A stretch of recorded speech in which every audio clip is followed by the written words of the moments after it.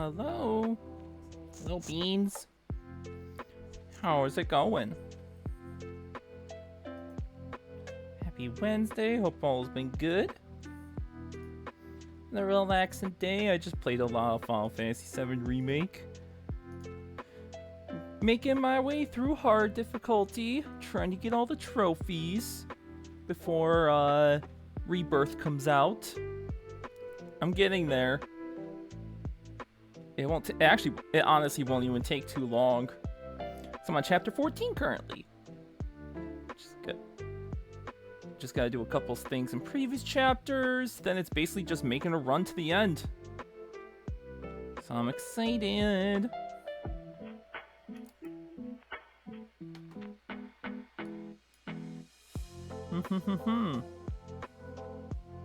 Blah blah blah. Yeah, also excited that we're gonna beat Zelda next week. I basically did all my preparations for Endgame. Maybe I did too much preparations, but it's okay. The only side quests I have remaining that I know of are the stable pictures, and that's it. So at this point, there's not really much for me to do but just finish the story. Doing 100% after the story is definitely an off-stream thing. But I can do it. I powered up my weapons. I did a lot of fusing. So be happy, Naomi. I actually fused weapons. A bunch of them. New weapons I got. I'm pretty confident I'm ready to beat Ganondorf. I also made some food. So be happy with that too. I got gloom resistance food. Lots of healing. Blah, blah, blah. So I'm ready. I'm ready for it. Did you forget food, Yuna? Oh yeah, speaking of food, I finally got another box of HelloFresh. So I am going to be cooking again. It's been a while. I'm excited. I'm making chicken noodle soup. Some Mexican spiced steak bowls. And I'm making Christmas related cheeseburgers. And I can't wait to post the picture for that one because it's a special. It's a fun one. Once it's all said and done. I can't wait. That's gonna be fun.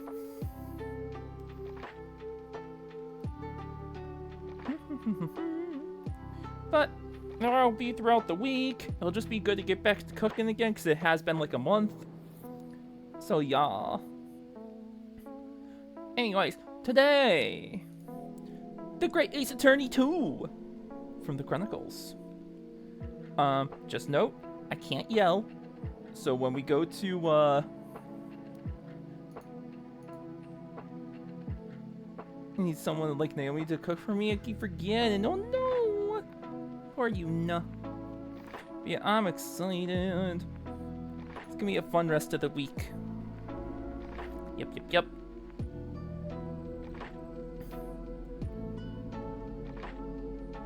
But let's get into the Great Ace Attorney 2. I know, I would too.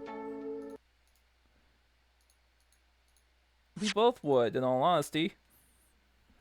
I want to cook for people. I honestly want to cook for people. It's gonna be fun. Alright. So, last time, we got into a pretty dangerous situation in the courts that everyone has sided against us. Make a good triad? My goodness. Maybe, yes.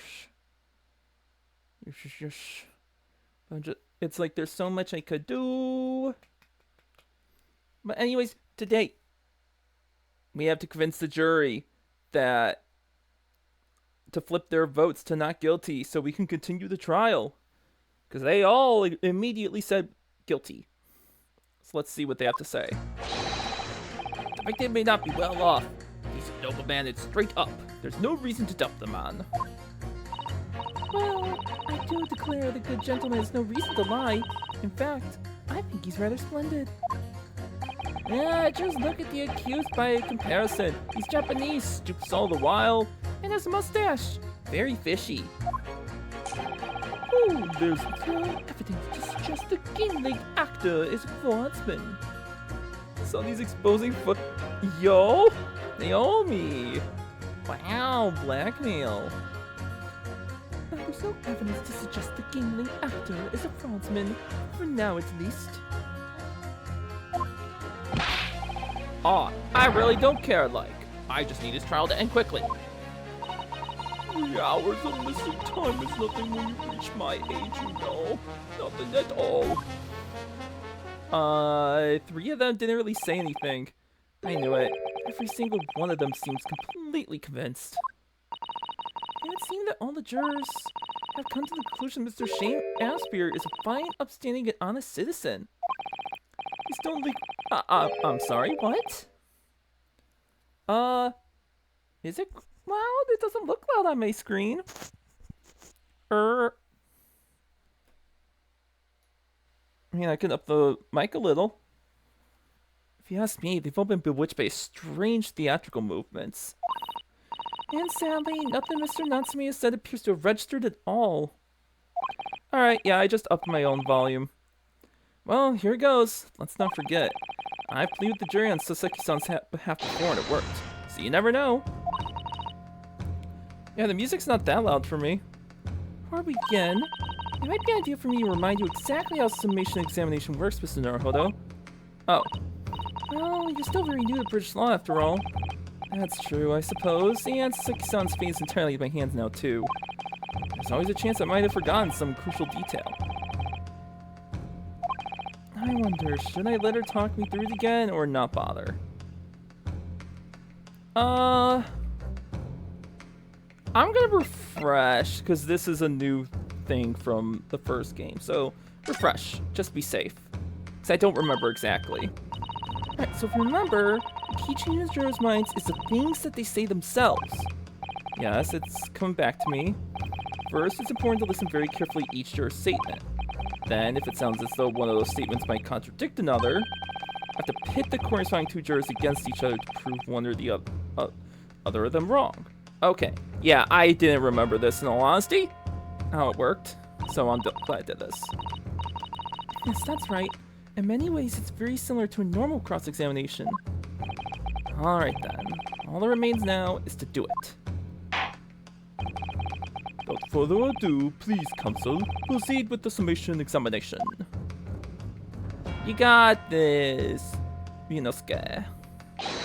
Yes, my lord. We got this. Look at those 2 in the back. They just chillin'. Defense's rebuttal. Alright. I'd be well off he's a nobleman and straight up.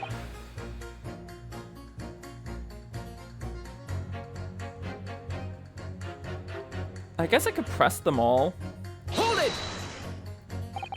Well, there are plenty of people in London who seem noble before. Couldn't some of them also be liars?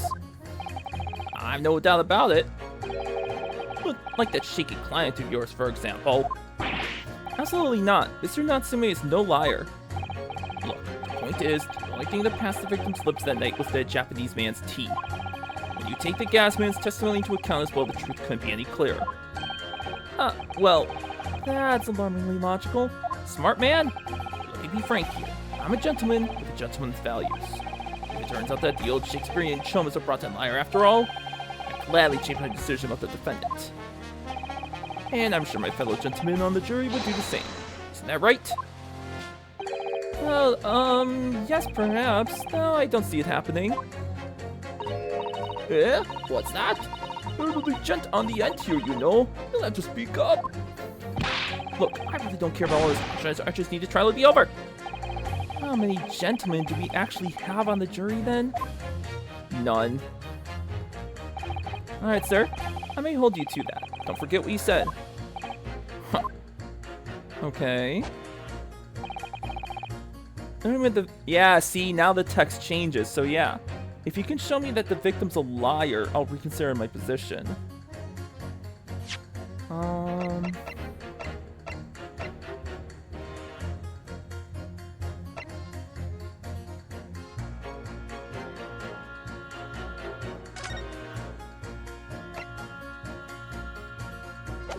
The soap hasn't come into play yet, so I can't really prove anything. To declare the good gentleman has no reason to lie. I think he's very splendid. Hold it! Are you saying you believe the man to be trustworthy because he's rather splendid? No, that's not what I said. The point is, the man is the victim here. What reason would he have to lie? And yes, he is rather splendid. So you say, yet again. Meanwhile, the man who stands accused behaves so suspiciously it's exhausting to look at him. I'm afraid he's not splendid at all. Splendid logic there, madam. Thank you so much. Okay, so nothing with her. Right? Okay, so nothing with her. Look at accused by comparison. He's Japanese. I'm Japanese! Hold it! No, no, no. Not one of those things is a reason to find the man guilty. Ah, he is fishy. There's no point dancing around that fact. He's Japanese, he has a mustache, and he stoops. You see, you arrive at the conclusion in just 3 steps. 3 steps, like a waltz, in fact.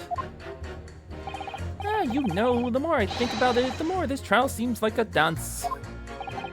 You seem to be several steps ahead of yourself, though. And you're on the wrong foot. No, there's nothing but circumstantial evidence here. There's no actual proof of the defendant's guilt. But the victim's version of events is backed up by what the big chin man next to him says, isn't it? 1, he saw the Japanese man there. 2, he saw no one else. And 3, he saw the Japanese man there. Oh, that's another 3 steps. Oh, this really does seem more and more like a waltz, doesn't it? Alright, and the prosecution will waltz its way to victory if I let you speak much more. Okay, nothing new. I suggest the gangling actor is a fraudsman, for now. Hold it!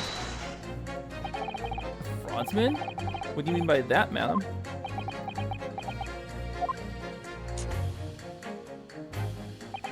It really is the most tiresome problem for the company. Most irritating. We can be absolutely certain that the customer is stealing from us, but without hard evidence, we can't even threaten to take action for fear of being sued. Wait. Is she a soap company? I'm sorry, you've lost me a little there. Who are you? Please tell me you're a soap company. I'm the wife of Augustus Altamont, owner of the Ultimate Gas Company. Good gracious, Altamont Gas, you say? Well, there goes my theory. Gas is the energy, the future of energy in this country and around the globe. The proper handling is essential. As I'm sure our employee from the East End branch office would be the first to agree. Absolutely, Lady Quinby. Gotta use properly. Ultimate Gas is a better world, of course.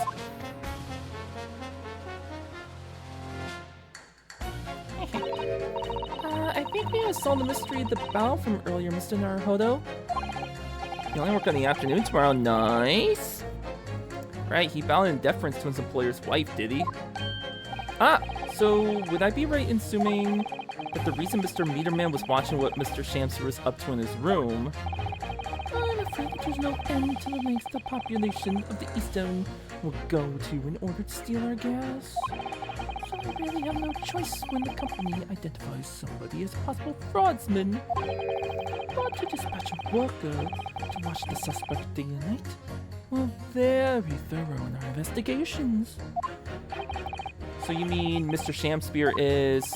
I wanted to come out and see it in public. But you can finish that sentence with a grubby little gas thief. You have noticed the public gallery in here, have you?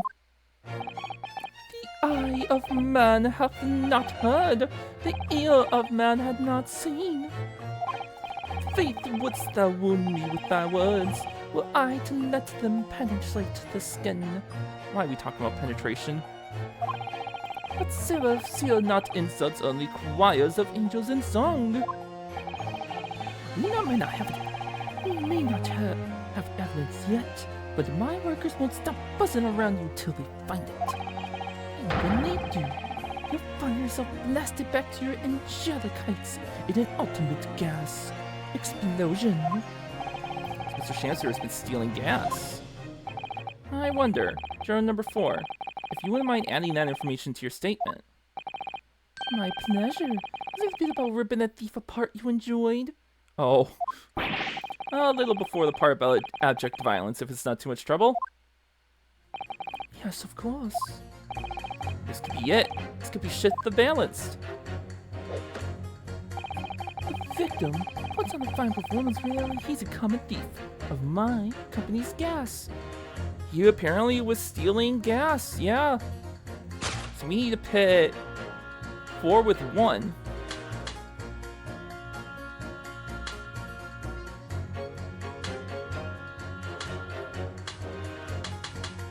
Right? Well, that's for liar.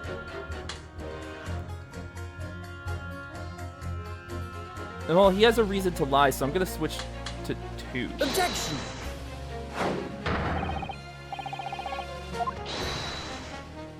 Damn. Wrong one? Is it with... My duty is stand up for all jurors here present. Okay.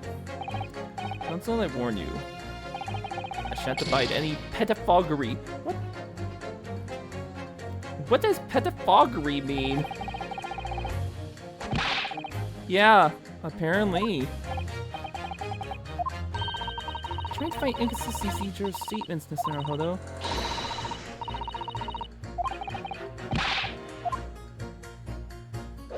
That's all we learned, yes.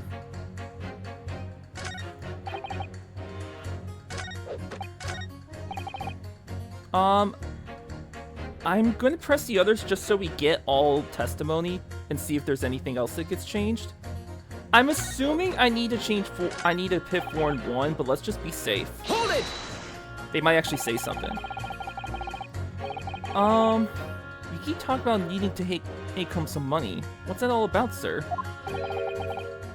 Finish last. That's what it's about. What's that? I'm talking about the Derby at Hyde Park, aren't I? It was the Queen's Cup last week, wasn't it? Derby? It was a dead cert, that's the thing. I couldn't lose, so I took my wife's secret savings like... But then, that hopeless old mare went and did the unthinkable. Ah, that stupid finish last. Oh dear, I think it's clear what happened, isn't it? He's a gambling addict. This is the day that Mrs. uses her savings for a trip down the pub. So come on, let's let this business lie now. Just give it up. No, that's not going to happen. Alright, I'm kind of happy I did this regardless. Nothing when you reach... Oh, the 3 hours... Okay, maybe, yeah, pressing this one's actually kind of important. 3 hours of missing time. Hold it! What do you really mean by that, sir? Well, I'm not one to boast, but I get up at 5 every morning, I do. At 5? You're a really early riser then, aren't you? I can't wake up at 5. No, thank you. What's that now? I said, you're an early riser. Oh, well, I wouldn't say that. I mean, I like to while away the hours in the evening reading books as well. But by about 2 in the morning, I'm usually too tired to go on. He only sleeps 3 hours? He sleeps 2 in the morning and gets up at 5? Oh my, that means he only has 3 hours of sleep each night. What's that, dear? Only 3 hours of sleep each night? That's right, you say. 3 hours of missing time, like I said. That's not much, is it? This really isn't helping. Identifying contradictions between juror statements.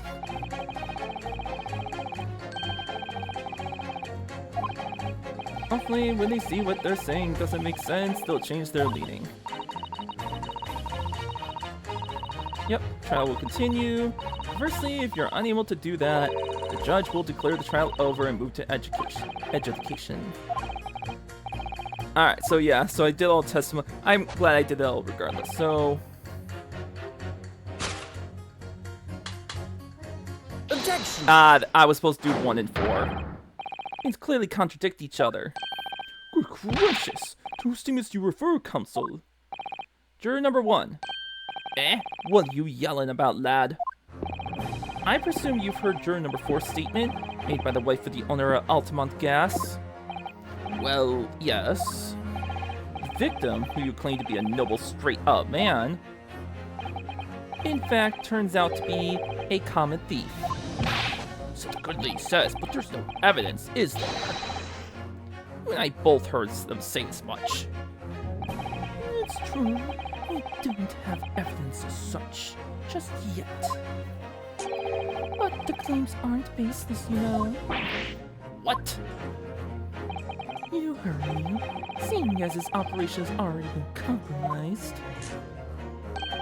I would suggest that the court hears testimony from an East End branch office employee over there. I'll do whatever you say, my lady. Gaspman's honor.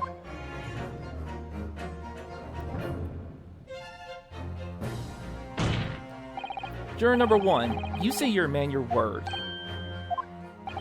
If I could show that Mr. Shamster was a liar, you assured me that you would reconsider your decision about the defendant's guilt.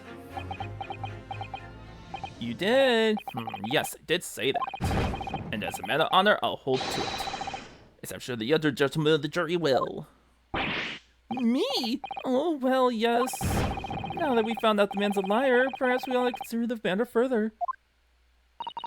Well, if I'm perfectly honest, I haven't heard half of what you've all been saying. If this means to recap a few points, that would put me down to the ground.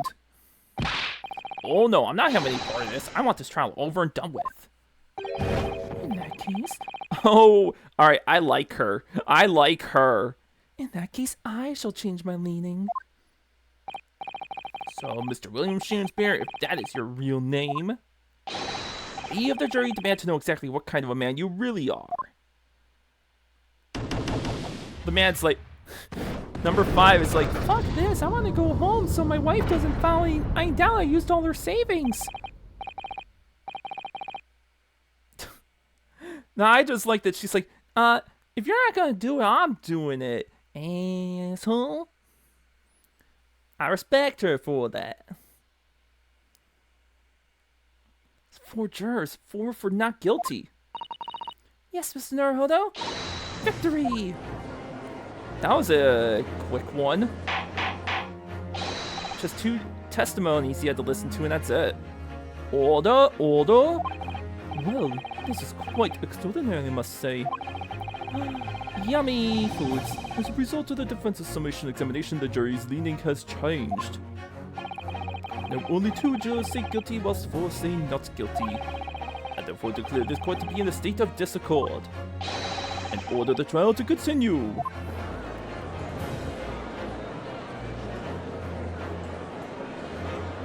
Easy. No presenting evidence yet. Oh! Well, there goes this glass. You have spoiled the bouquet, Mr. Shamspeare. Uh-oh. Shamspeare's looking like a super sham. The ladies and gentlemen of the jury now find they are unable to trust you, the victim. You can't hide, sir. But you gods will give us some faults to make us men. So God mend me, I do swear. This gasman speaketh that which concerns him most, not but gas. Feel tight. Yeah, Naomi? Not but thin air. Aye, it burneth bright a while, but it hath no substance, and it doth reek foul. Oi, what did you say? Do I take it, Mr. Shamspeare, that you deny the allegations of gas thievery? Most heartily, my lord. Hast thou forgot? I am as a seraph, an angel. Noble of mind, sweet of nature, and verily, honest of heart. Are you flowery mouth pompous people? Just because I haven't got the evidence yet? Mr. Shamspear, if, in fact, you are not noble of mind, sweet of nature, or honest of heart, if you are a liar, then your testimony should have no sway in this courtroom. Uh-oh. It is my considered opinion that at the present time, no other possible culprit of this crime has been identified. All testimony held by the court thus far heavily implicates the defendant. In short, it would not be unreasonable at this stage for me to rule on the case. Oh no. However, in light of the fact that the jury has expressed concern about the fidelity of this witness, I believe it would be inappropriate for this court not to pursue the point further. Respect, Judge. Objection! You respect the jury. Objection! I assure you, my lord, that would be a waste of the court's time. The gas in this case are unrelated. Juror number 4. Yes. Didn't you say before that although you had no hard evidence to prove this man has been stealing gas, you have strong grounds for suspecting him? That's right. We do. Don't we, worker? Absolutely, Lady Quimby. Gaspin's on. Alright, let's hear this testimony. Well then, we will hear your testimony now. You will tell the court precisely why you believe the victim, Mr. William Shamspear, has been stealing gas. Yes, my lord, it'll be my pleasure. On the open gas name, I swear. If I may, my lord. Go ahead, madam. This worker's testimony may have significant bearing on the good name of my husband's company. Therefore, I should like to take the stand alongside him.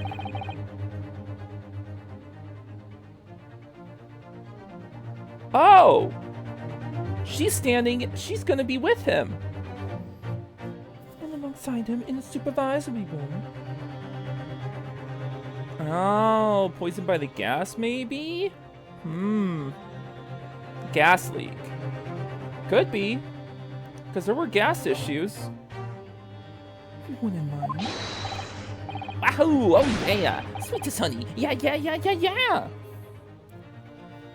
And here's the thing too, Naomi. So what I remembered is that this was the case that that everyone was telling us not to talk about. They didn't want Saseki-san talking about it. They didn't want Sakura-san. They didn't want anybody talking about this case. So let's see what exactly happened in this case that had to be covered up. Very well. As an exception, I shall honor your request. Thank you, my lord. You wait till the boss gives you an earful. Ooh, it's gonna sting you, mark my words. Well, this was a twist. So you will both testify before the court. But the thing is, it's even being shut down in Japan.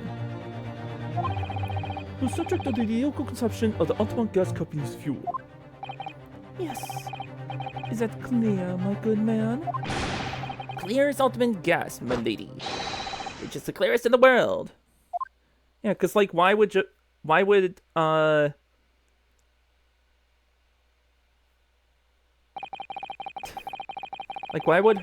her dad keep this silent?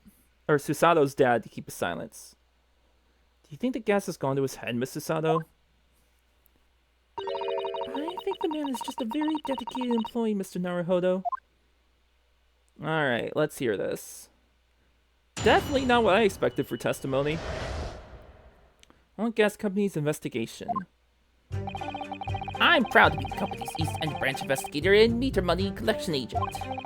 Ultimate gas meters accept threepenny bits, each going giving customers about 2 hours of gorgeous gas.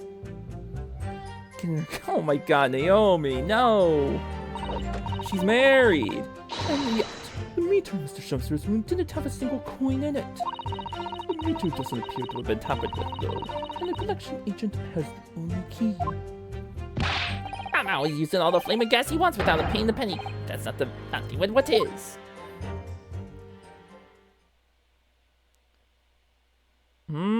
Yeah, so there's an absolute gas leak.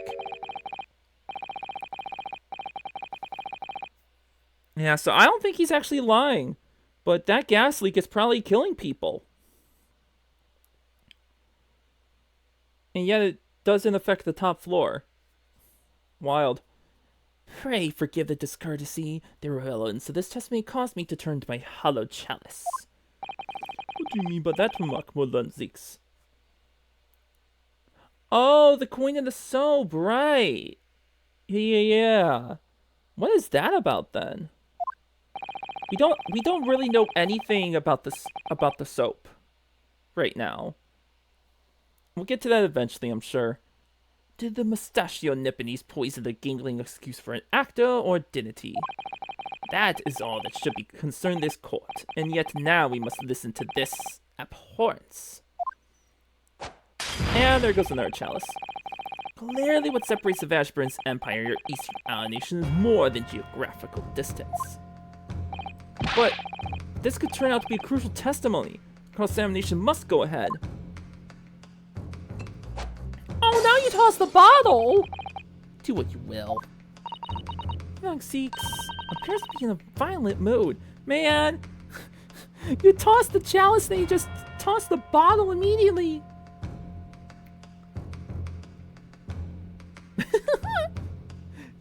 Don't question it, Naomi. Old day wine. Yes, he does. An attempted poisoning and an instance of gas theft with no supporting evidence. It's true that they would appear completely unrelated at first glance, but I wonder, the truth tends to be buried in the most unusual places. First step in uncovering it will be to establish just who and what this man really is. Welcome back, Yuna!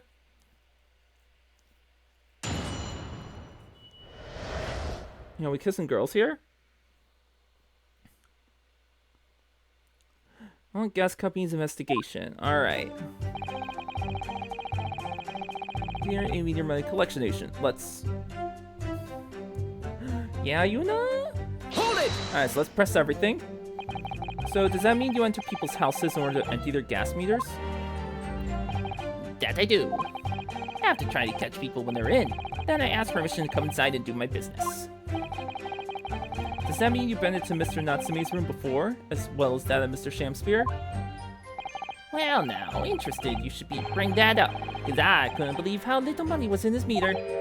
I mean, how the pair of them survived the winter is beyond me, it really is. Knowing Mr. Natsume, he probably spends all his gas money on books. And then when he's finished reading them, he probably burns them for warmth. Can you kindly reiterate your statement about the gas meters themselves, Mr. Meter Man? Not much to say, really, but as you wish. Ultimate gas meters, except the rough-beneath bits, each coin giving customers about 2 hours of gorgeous gas. Hold it! So all London houses have a gas supplier fitted with these gas meters, are they? It's difficult to understand. Fair. And the latest model, the height of technology, developed by our company, Ultimate Gas. And anyone who uses our gas will have one of these meters in their property, yes. Poor Naomi. Naomi's such a good girl.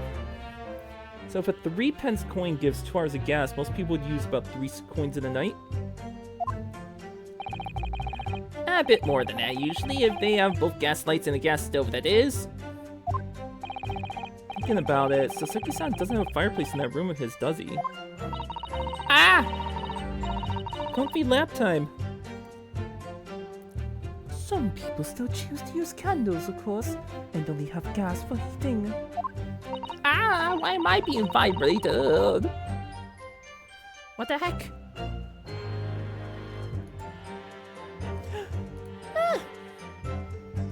Ah, yes. Whoa! Oh, you cracked my jaw. Yes, I do remember seeing candles in Mr. Natsume's room, actually. And how does the money in the meter get back to you at the gas company? Every 3 days, gasmen like me visit properties on the gas supply and empty the meters of coins. Oh my god, Naomi! I must say, the design and manufacture of the new meter cost the company an awful lot of money. But happily, it did put a stop to people not paying their dues. For the most part. Ah, because they have to pay in advance, you mean? Oh, rip Yuna. Yes, exactly right. And yet the meter in Mr. Shams's room didn't have a single coin in it. Hold it! Press. Out of interest, how long has this been going on? Weeks and weeks. He's been pitching gas off us for ages. When you've examined the meter in Mr. Shams's room, I take it? Naturally, I took it off the wall and went over it with a fine-tooth comb. And found nothing suspicious at all, I presume. No, I'm afraid we didn't. It's exactly why I demanded a new type of meter to be produced. One with an indestructible lock. The Shamspear Special. That sounds like it would have cost an awful lot of 3-penny pieces. Even after all that, the rascal's meter was still empty. I'll never forget the humiliation when I opened up the money box and found it bare. You what? I said. You what? And the look on his face, that smarmy smile of his. I pulled the meter straight off the wall and took it back to the office. Strategy game? I like strategy. Play strategy, like I'm going to do on Saturday. You know what? Nothing. Stop strangling yourself, man! Not a trace of being gemmed over everywhere. Not a single sign. And what's happened to my salary as a result? Down by 3 shillings a day, that's what.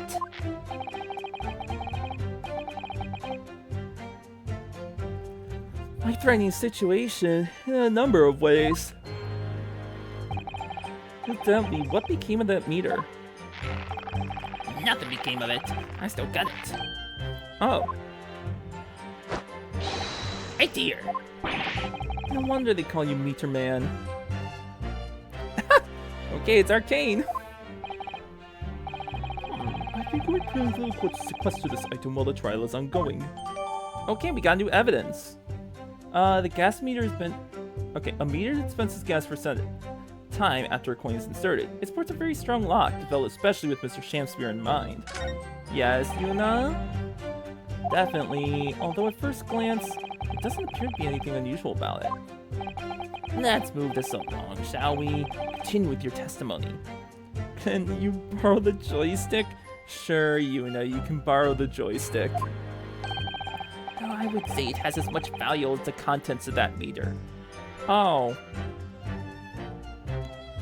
Wow. That is an unfortunate... That is an unfortunate string of sentences. You can borrow the joystick, though I would say it has much value as the contents of that meter. Wow! You're saying the joystick is worthless! God damn! Oof. You two. Silly. How's the controller? Oh, the controller's fully charged. Okay, so I need to look at this box.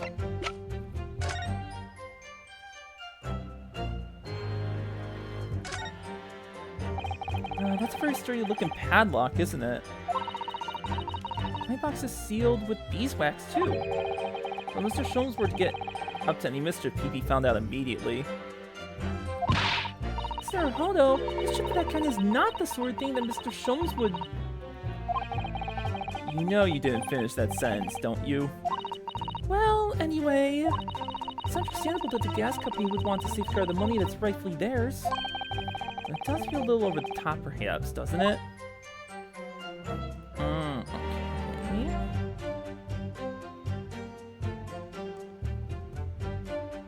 Oh, there's a hole. Uh-oh. How did I not notice this? Oh, what's... You spot something, Mr. Naruhodo? Just here, there's a little hole, do you see? Goodness, you're right. I wouldn't have noticed. Not a very neat hole, is it? Not professionally made, I'd say. So, you think it might have been opened up by Mr. Shamspear? Possibly. It seems the people at Ultimate Gas must have missed it. Well, it certainly seems to go all the way through the inside. Yes, but there's no way a coin could fit through there. That's true, but even so, it seems more a little suspicious. Ah. Attached coin box. Okay, there's a tiny hole in its base. And nothing else, right? Glad I looked. Aha, it has been tampered with, though. Take this. Objection! It sure has. Lady Altamont, I'm afraid to say that this meter clearly does show signs of having been tampered with. What? Get away! I've been over and over that thing. I'm telling you, there's nothing wrong with it. In that case, what do you have to say about the small hole that's been made at the base of the coin box? Oh, what? You're right. You're quite right. There's a little hole there. Computers aren't supposed to have that. None of the others do. In other words, we can assume that Mr. Shamster secretly opened up this hole himself. Yes, I wouldn't be at all surprised. But why? Yeah, why? I mean, it's tiny. You couldn't get a farthing fit through that. Lady Altamont, I wonder if you could give the court some more details about your meter design. What sort of details? Well, what I'd substantially like to know is how it differentiates coins?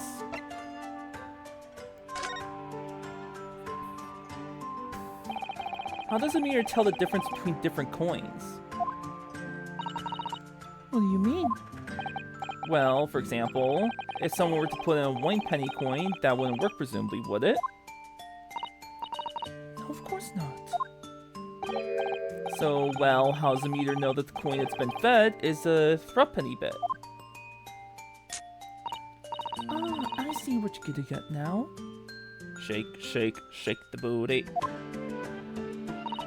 The meter tells coins apart by their shape and size, which includes their thickness. A threepenny bit about 3/4 of an inch in diameter, you see. Other coins just won't fit. Ah, I see. It's clearly been very well thought out. The witness will amend her formal testimony with that information in case it is pertinent. As you wish, my lord. If the coin's the exact diameter and thickness of a threepenny bit, nothing else will fit. Why?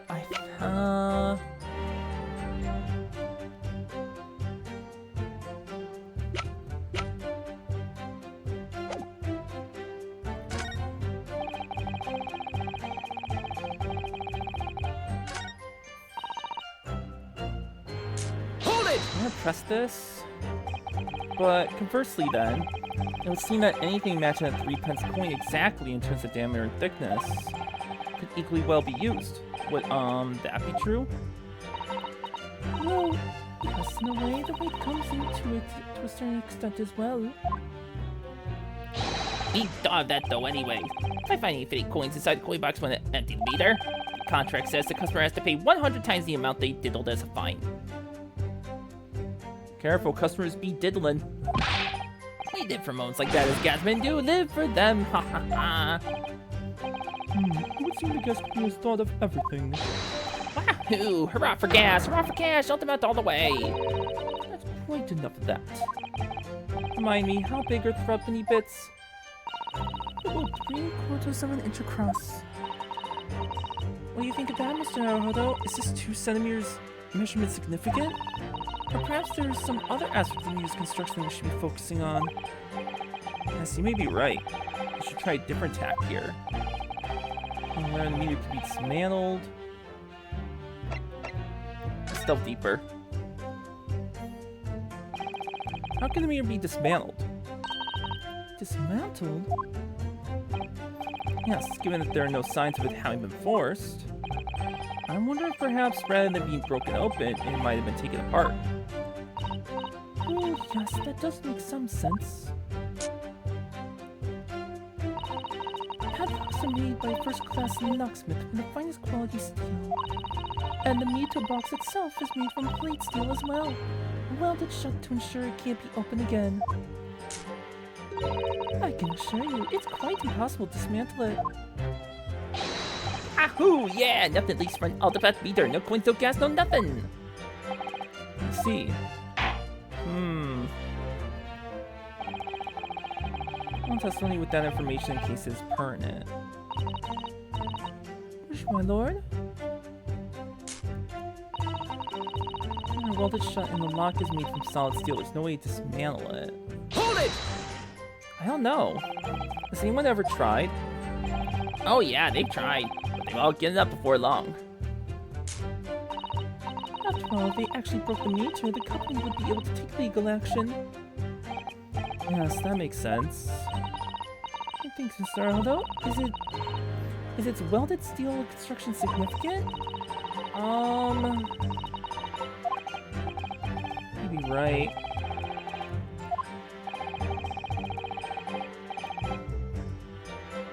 I'm gonna delve deeper. Let's try this again. I think it's this one.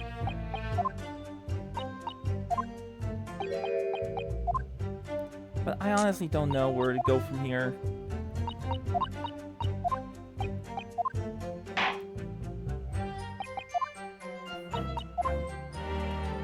Let's see.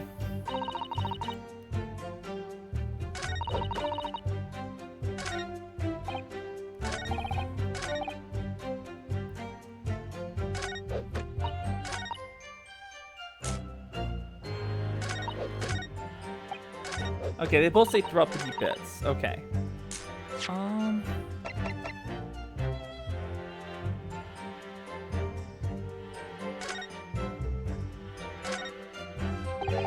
Oh, look at this bar of soap. There's a circular depression on this side, about 2 centimeters across. Oh, 3/4 of an inch. Ah! Do you think? We did find this soap at the scene, didn't we?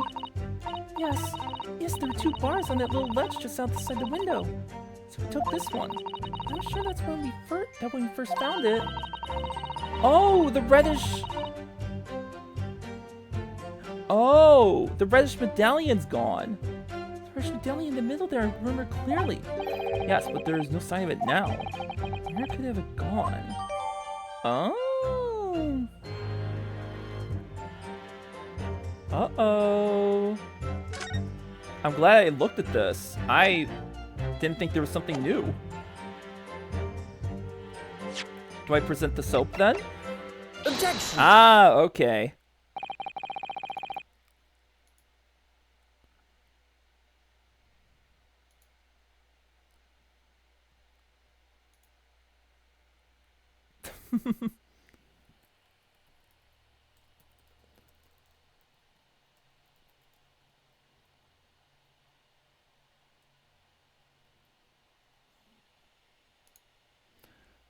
Yeah, but it's the fact that it actually changed testimony.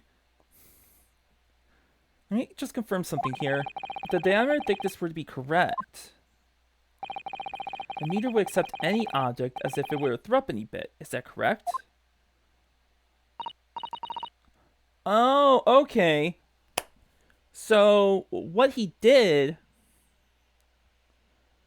is that he molded coins out of soap. Yeah, soap coins. And then the soap eventually dissolved. So it probably melted eventually. Yes, that's correct. Well, by something of a coincidence, when investigating Mr. Shamsier's room, no, he wouldn't be able to put water in the box. They would have found that. And he found a particular item that matches the dimensions perfectly. Something the same size as the threepenny bit? What was it? The item in question is this. What? You've been inhaling gas. That's a bar of soap.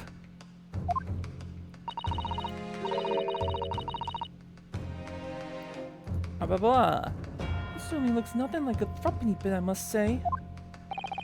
Looks like I'm going to have to point out exactly what I mean here. What's so important about the soap is this part here. Right here. Got it! You have to turn over the soap to see what I mean. Ah! Are you referring to that round depression in the middle of the soap there? That's right, a depression that's approximately 3/4 of an inch in diameter.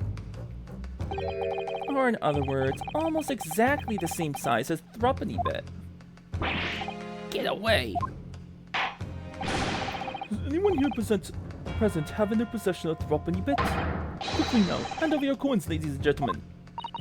Well, it sounds rather like a highway robbery, doesn't it? The guy's just about to get rich. Thanks to a kind member of the public in the gallery, I have here a threepenny bit. Get rich quick scheme, let's go. I respect. Now, to see if it fits. It fits perfectly. My word, it couldn't be more snug. Yes, as I suspected. This, without a doubt, is a vital clue to explain how the Alderman Gas Company is being defrauded. Wow, I don't believe it. Oh. So, your assertion amounts to what? That some inferior bar soap has tentative connection to the theft of gas? Yes. The depression in the soap was clearly made by a threepenny bit. I must concur at least that pushing the coin with some force into a poor quality bar of soap as this is a remarkably simple way of replicating the coin's shape. And then you can use, well, some melted wax or something to pour into the mold.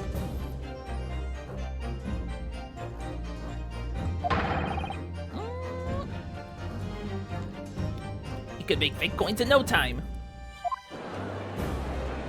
Ah, okay. This brings all the pieces of the puzzle together. It's the method Mr. Shancer has been using to steal the gas. That's the missing link. And now, if I follow the chain of thought, it's going to bring me to a new explanation of what happened that nobody's considered yet.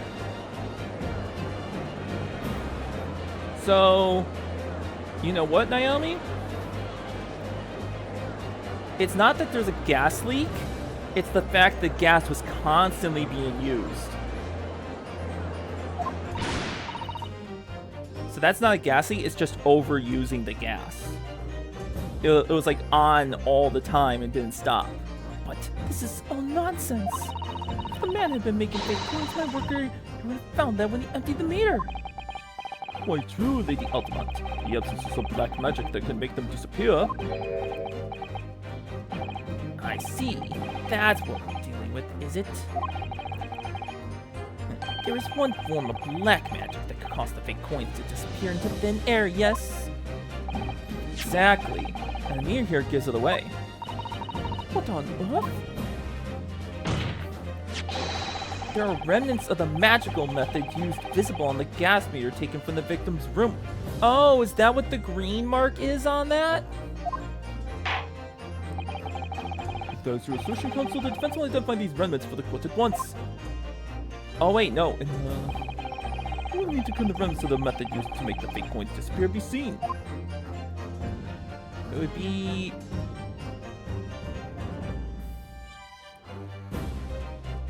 It'd be this, right? Wait, a tough Talepella. Listen, Naruhodo. Oh, I was just seeing if it was possible to force it open. If you break it, I think you'll be forced to pay a fine. Oh no, woo, that was close then. Perhaps tell me a little sooner next time. Maybe right here, right? Cause, oh wait, no, that's the beeswax. Never mind, it's the hole. Got it! I don't know why I was thinking that. Yeah, carbon monoxide from the wax.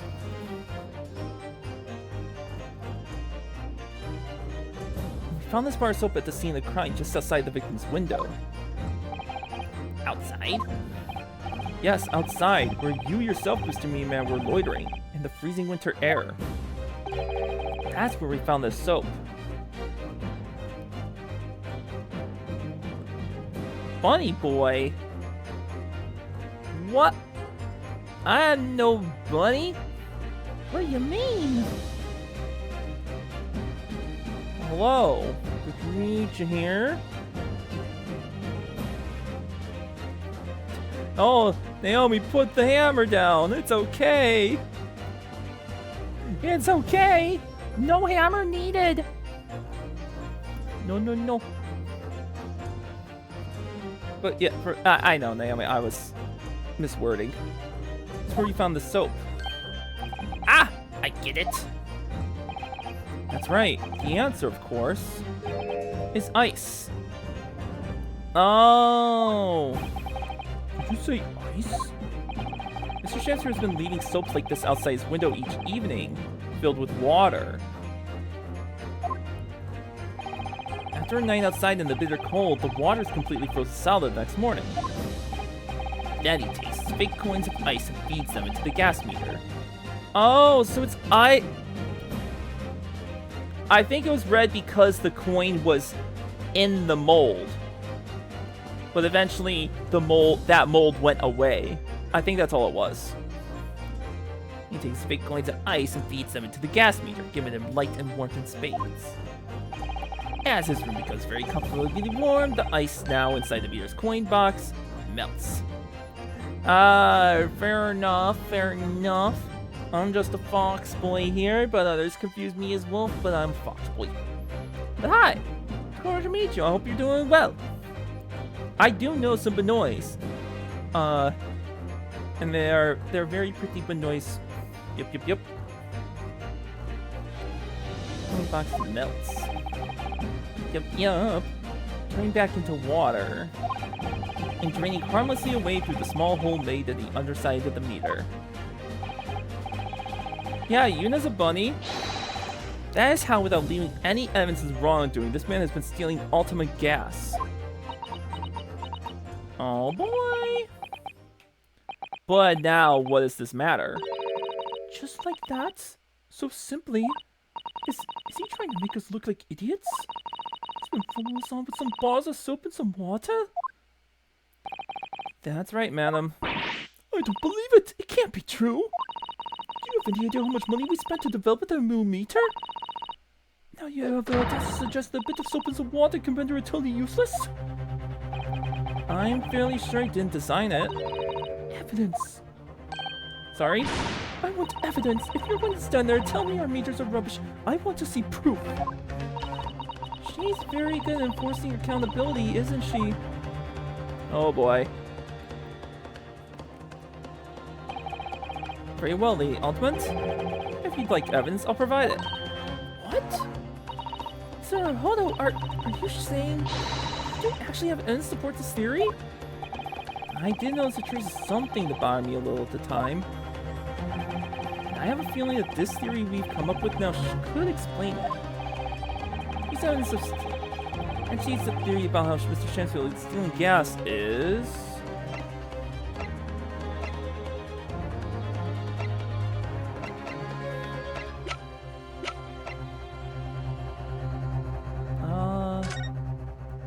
Oh! The water! Right here! No wonder it was wet, because that's just water directly coming from the thing. Take that! Yeah!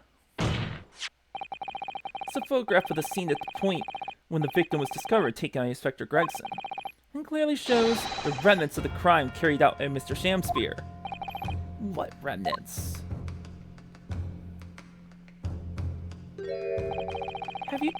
Here you can see the gas mirror on the wall in Mr. Shamspear's room. Now, look closely at the floorboards directly underneath the meter. Yup. What is that? Oh, okay, you're a friend of Mogan's. Cool. I know Mogan for a while. It's good to meet you. It did, yes, but thank you for the follow too. Very much appreciated. Thank you, thank you.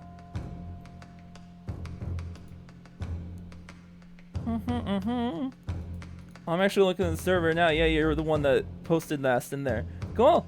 Good to meet another one from there. So thank you.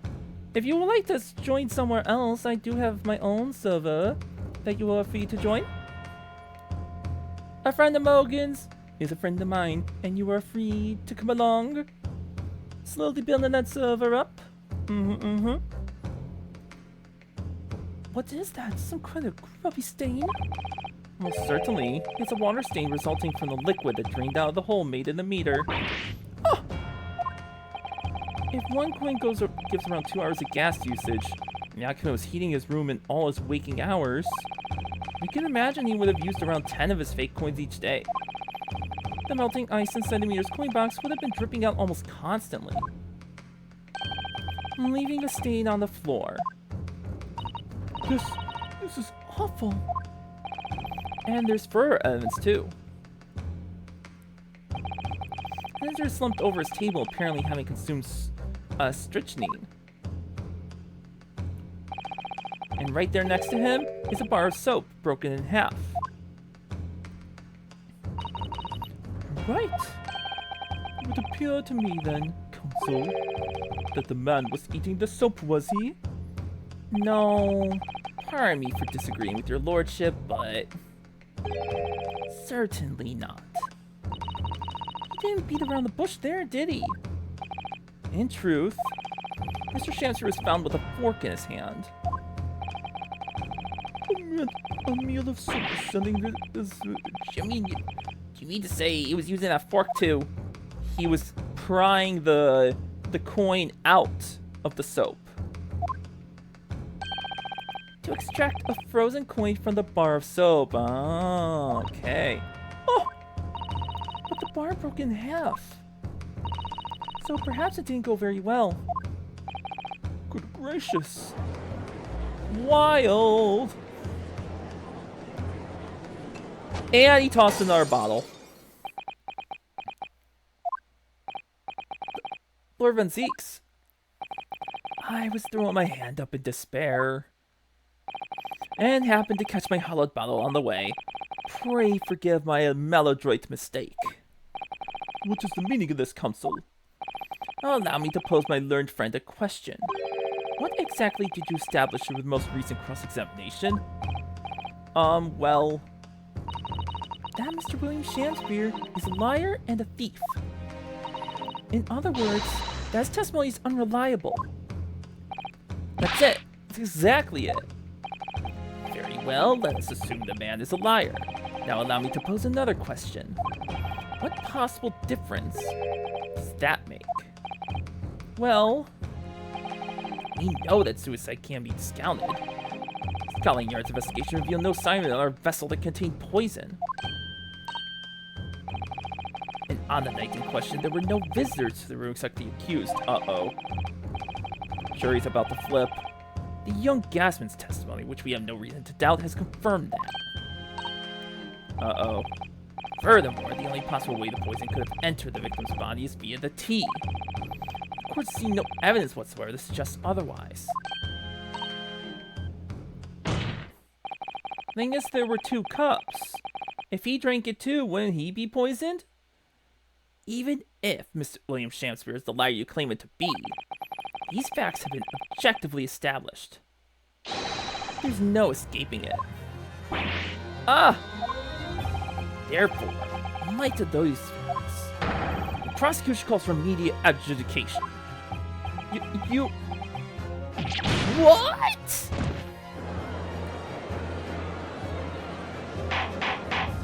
I don't think Naruhodo would speak like that. Order! Order! Well, Counsel, how did the defense respond? Mr. Naruhodo! He is knocked out. Briefly. What was the point of that last cross-examination? Did it actually get us anywhere? Or did it make no difference at all, like Lord Van Zeeks is saying? I'm raising an objection! No, this isn't over. The defense will not rest. What?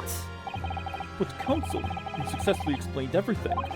You've identified and substantiated the unscrupulous method employed by Mr. Shamspear to consume gas. What more is there to discuss? Van Seeks just highlighted 3 facts in order to make his point. Contrary to what he would have the court believe, not all of them are objectively established at all. What are you trying to say, my Nipponese friend? At least one of those so-called facts is an assumption made due to a lack of evidence. Aha, we got you. But the situation has changed now, following the cross-examination of the latest witnesses to take the stand. Don't be absurd. What is this nonsense? Yes, when you bring everything we've learned so far together and consider as a whole, it's clear. There's a question that we now need to reconsider, namely... Ooh!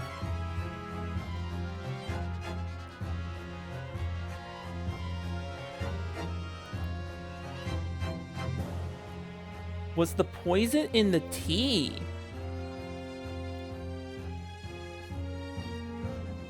Maybe the poison was actually in the soap. Ooh. I think the poison was actually in the soap. Because think about the ice. Like maybe when he pried it open, it broke in half.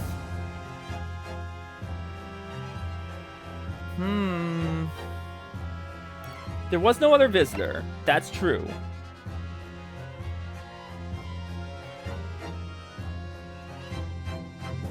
Meter Man may have tried to poison him. That's what I'm thinking. Was the poison in the tea? We've all been led to believe that the strychnine poison that afflicted Mr. Shamspear was in the tea brought to him by Mr. Natsume, but that's conjecture at best. Objection! The victim has testified that nothing else passed his lips that night. There's no other possibility. And since there was no trace of the tea left at the scene, it couldn't be tested for traces of the poison. Objection! As I said, the situation has changed. Because in fact, some of Mr. Natsume's tea was left at the scene. A particular piece of evidence proves it. Objection! A ludicrous claim. Scotland Yard detectives investigated the scene exhaustively. What evidence are you suggesting they missed? The defense has made a bold claim indeed. Very well, counsel. Present your proof. What evidence from the scene of the crime can tell us about the nature of the defendant's tea?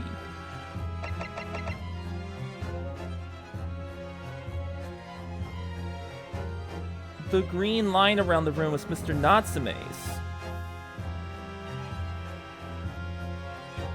Right?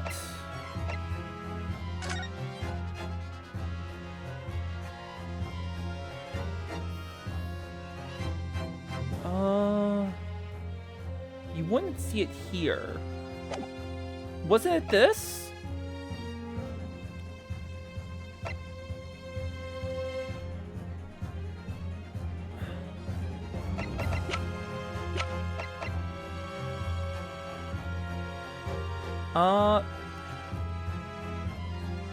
Yeah, which means he actually didn't drink it. Take that! What exactly is this piece of evidence supposed to reveal about Mr. Natsume's tea, counsel? Well, I suspect it may, possibly, be related to the tea in some small way if we dig deep enough. Then you'll be digging for a very long time indeed, my learned friend. Oh. Even at the bottom of the deepest chasm, we'll find no sense in that absurd assertion. Wow! Okay, that wasn't it. Sometimes I wish I could disappear down a deep chasm to escape his deep sarcasm.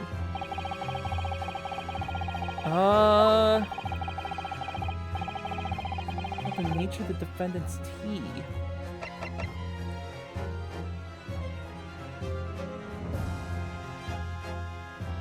What specifically would it be then?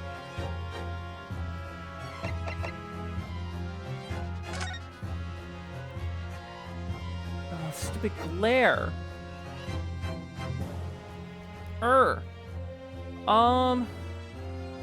Was their tea knocked over here? Uh-oh. I don't actually know. Oh, my body was freaking out because the glare is blocking. I gotta look at my screen instead of the TV.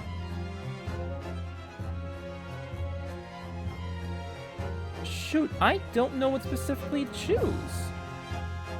Uh-oh.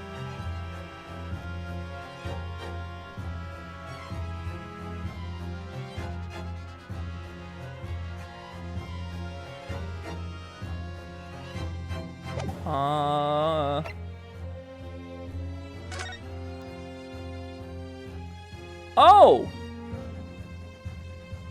I had to look at the teacups. Mr. Shancy was drinking from then. It stayed on the inside. Tea does that, I'm afraid, even green tea. Oh, really? I've never noticed before. You've never noticed? Well, I never leave it in the cup long enough to leave a mark. I like to gulp it down. Drink tea while it's hot. That's the Japanese way, isn't it? Oh dear, so many people seem to have the wrong idea about our culture, and most of them are Japanese. Shoot, okay.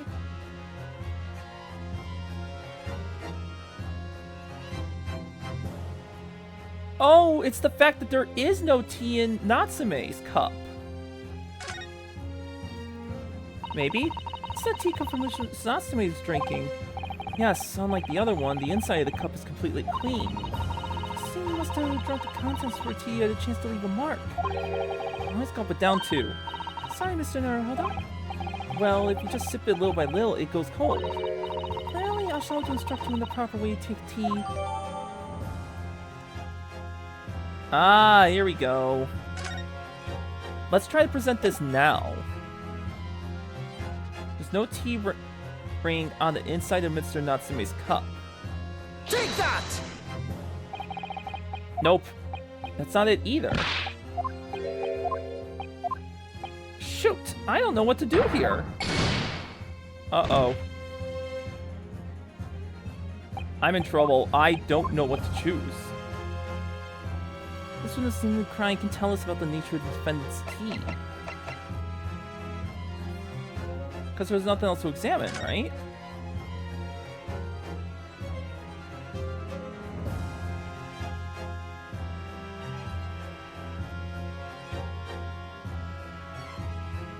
You think the envelope?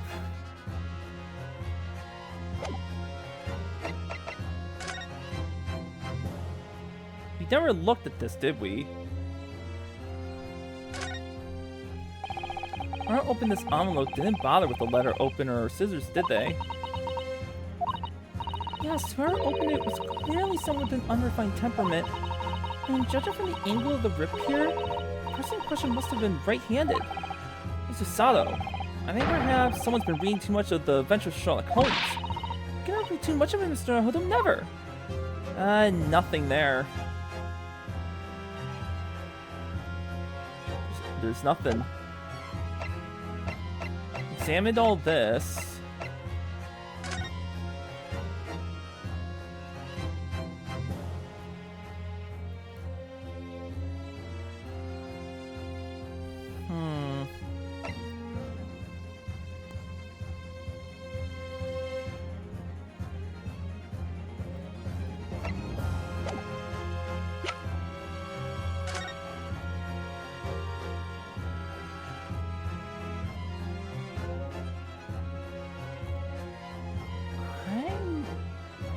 Really not sure.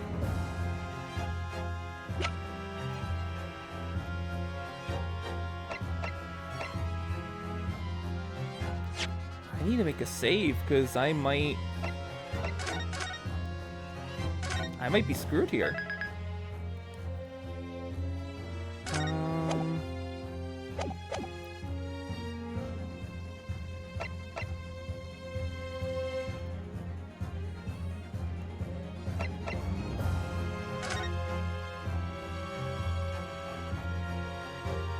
Can't tell what cup this is.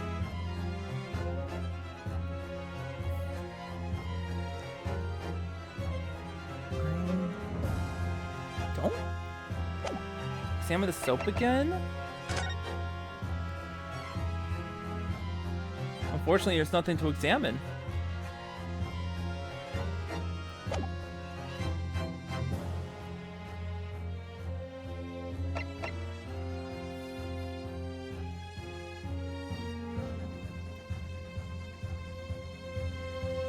teapot in the background of the picture?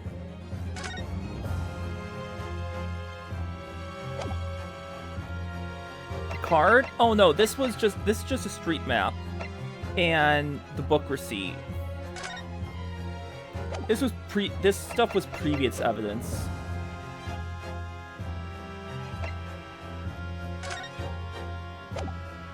Although the fact we have this stuff, well, the only reason we had this was for knowing there were 3 books that that Natsume brought with him. The street map. We haven't used this at all.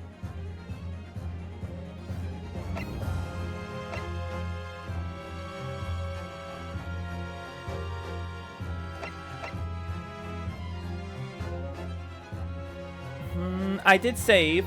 Take that! Nope, nothing there. I really don't know.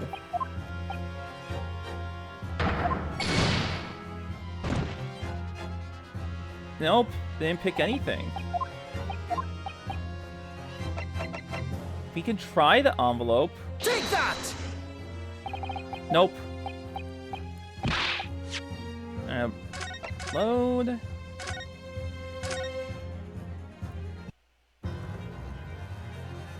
Soap? Take that! Oh, the soap. It was the soap. What? Gracious! The soap again? The same bar the victim used to fashion his coins of ice? Yes, that's right, my lord. It's just come back to me. Something about when we first found this bar of soap at the scene yesterday. It's more bars of soap. Soap? What are bars of soap doing lined up on a ledge outside the window? I'm quite certain that when we originally stumbled upon the bars of soap, there was actually a frozen coin in each bar. So you discovered the gas thief's coin factory. Fascinating. In a way, yes, but there's more. The coins he found in the soap at the time weren't normal ice.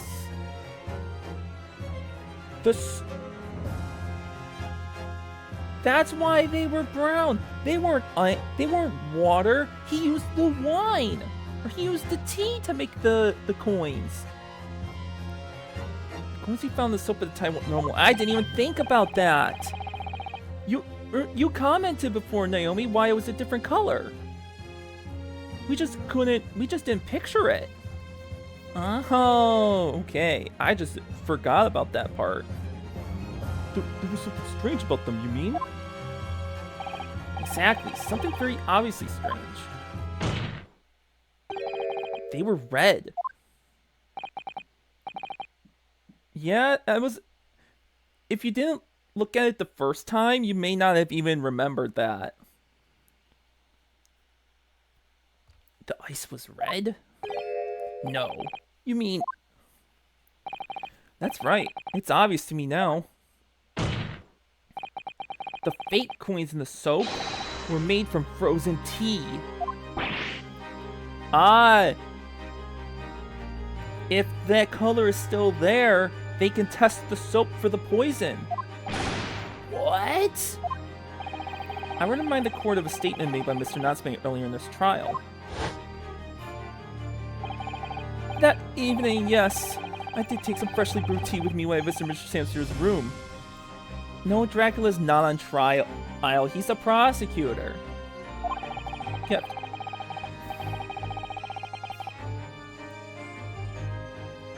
Well, no. No, now...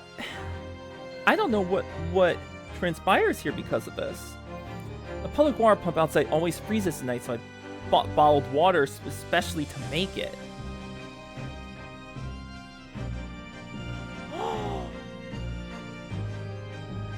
The water pump is poisoned.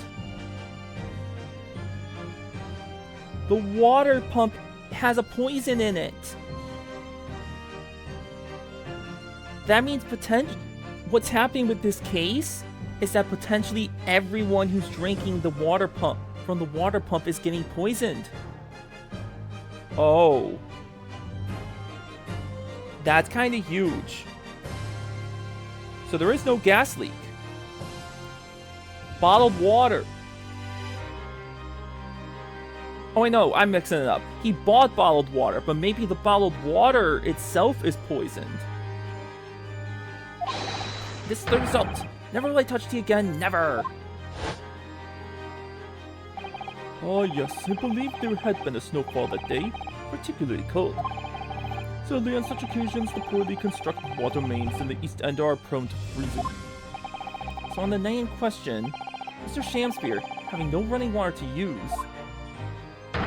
was forced to use the tea brought by Mr. Natsume in order to make his fake coins. My word!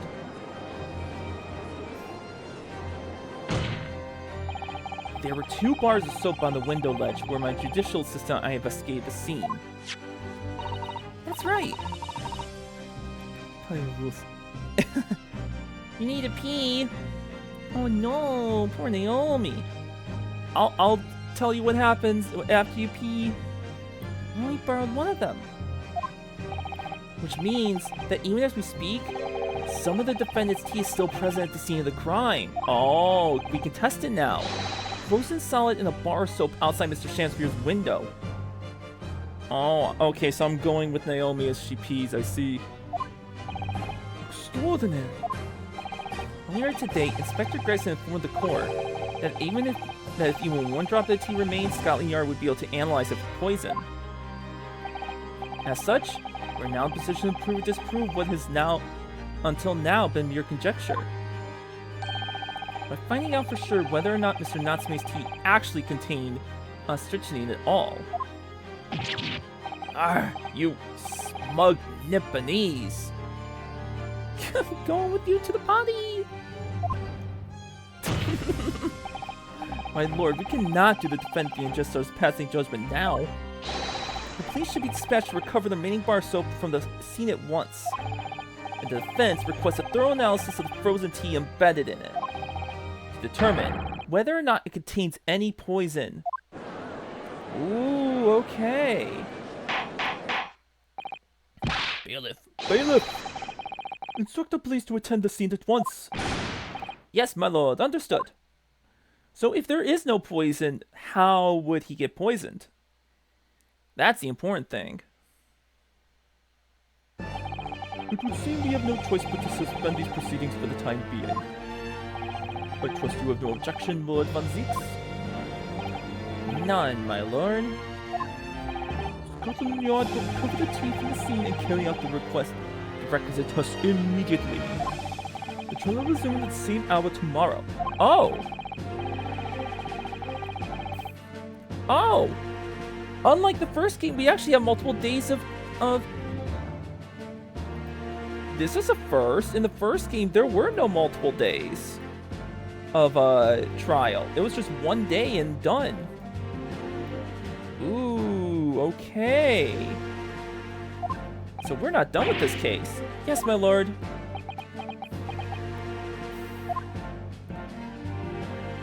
Alright, we survived the day, but now we gotta go look at some more. Well, we managed to scrape through there somehow. Thank you, counsels. Court is adjourned until tomorrow. Okay, we survived the day.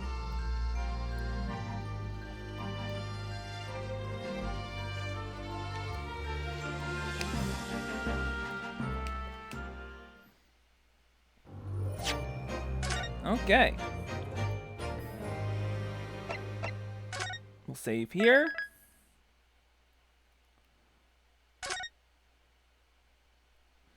Oh wait, it goes right to investigation part 3. What? Wouldn't it be investigation part 2?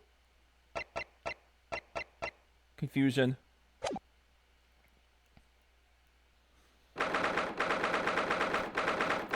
We're going second at 1:11 p.m. Naruhodo's legal consultancy.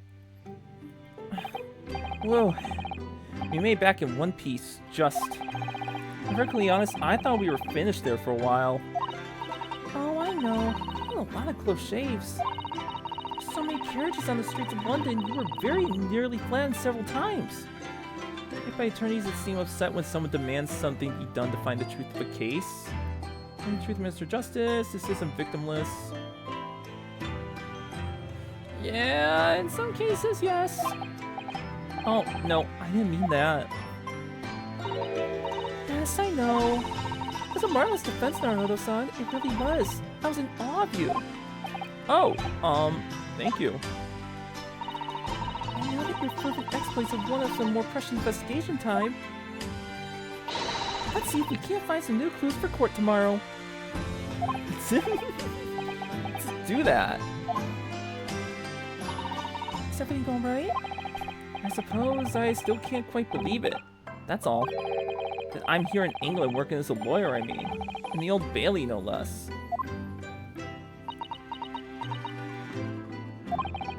The truth is, it shouldn't be me, should it? It should be him standing in my shoes. It should be Kazuma. It was Kazuma-sama's wish that you fall into Great Britain and work alongside him. Yes, I mean, I never had the chance to ask him exactly why, but he clearly had a plan. I wouldn't be here today if it wasn't for him. You're doing wonderfully, Naruto-san. I never thought that Kazuma-sama would say exactly the same thing if he were here with us. Thank you, Susato-san. Thank you.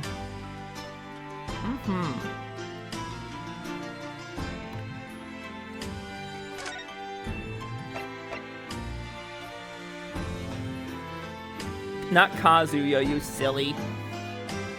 Alright, so let's talk. Today's trial. It was quite a shock earlier today, wasn't it? When the victim himself turned up in court and took the stand.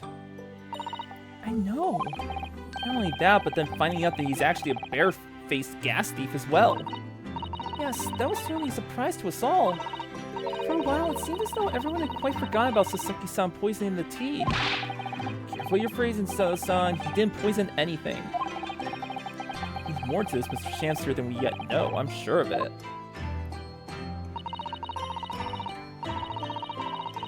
Mr. Shamster certainly wasn't the noble, upstanding man everyone thought he was at first. They caught him, actually. I was told that he'd be returning to the hospital ward we hear he was receiving treatment. Oh, which one is that? Let me see. Ah, yes, he's at St. Bartholomew's. Or Bart's, as London calls it. Ended up in court. Really put him away. Yeah! Yeah, they kick everyone's ass. That's why he doesn't get arrested. Oh, please, don't we? Yes, we visited Miss Green there yesterday. Same hospital to which she was taken. Ah, yes, after Sasaki-san stabbed her in the back. Do be careful your phrasing, Naruto-san. Didn't stab anyone. Perhaps we both owe Sasaki-san an apology. St. Bartholomew's. Yes, we should probably visit the hospital later. Alright, well, I'm glad I did the talk. What's next? So, we know that Sasaki-san took tea to the victim on the night in question. But as he isn't the culprit, then obviously... Yes, the poison surely wasn't in the tea. If that's the case, how on earth did the poison get into Mr. Shamster's body? I'm sure we'll find a clue at the scene. There must be something in Mr. Shamster's room that will help solve the mystery. Well, naturally, Scotland Yard detectives have been over the place already. But it couldn't hurt for us to have another look around, I think. Definitely. I'm desperate to know the outcome of the investigation into the tea left in the bar's soap. Well, if we run into Inspector Gregson, we could ask him about that. Water. Throat. Hurt.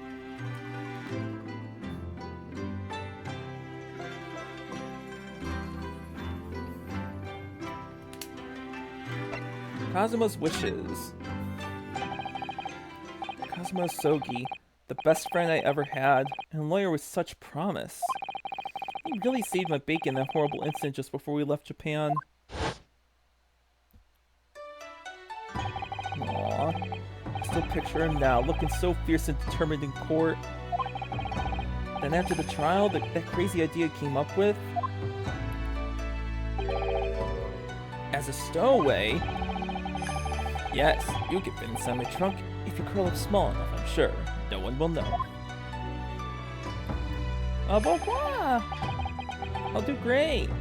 Kazuma, why won't you tell me why? I go to these links so that I can accompany you to Great Britain. Well, it's been on my mind ever since we got through that trial. But you really ought to go into law. Be a defense lawyer.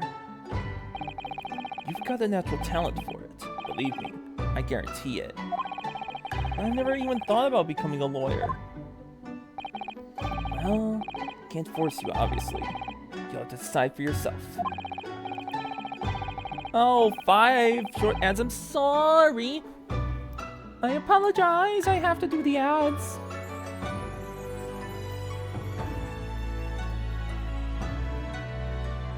Blah, blah, blah.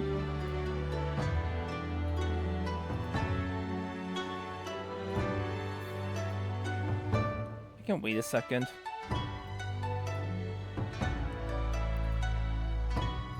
I'll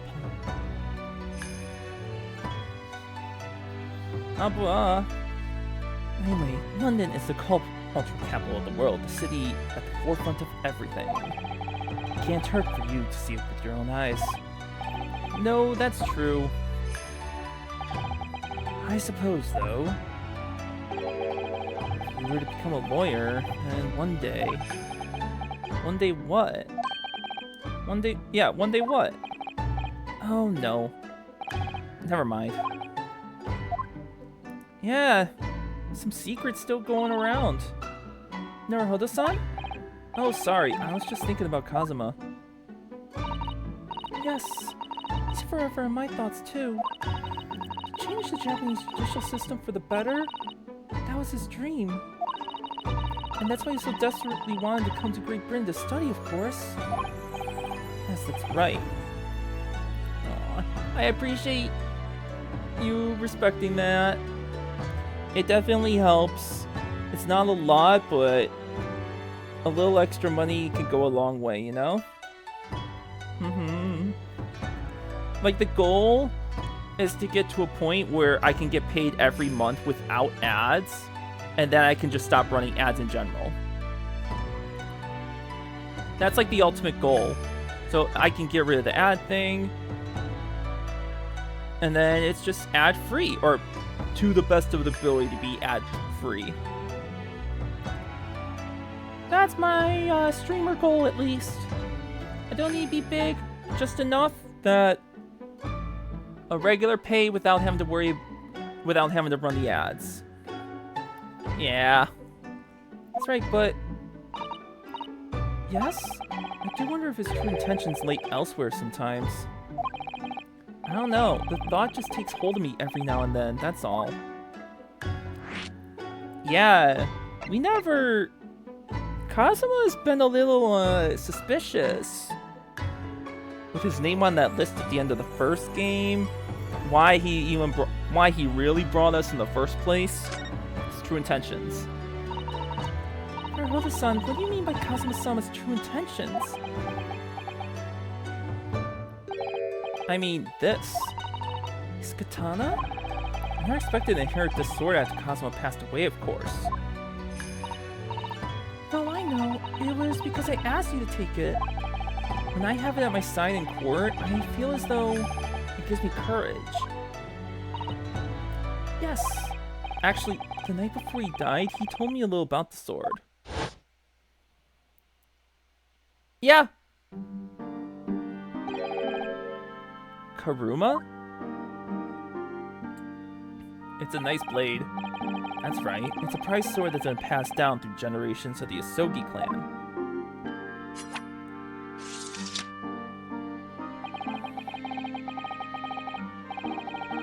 It's fine. It's in the past. In the past, this was allowed.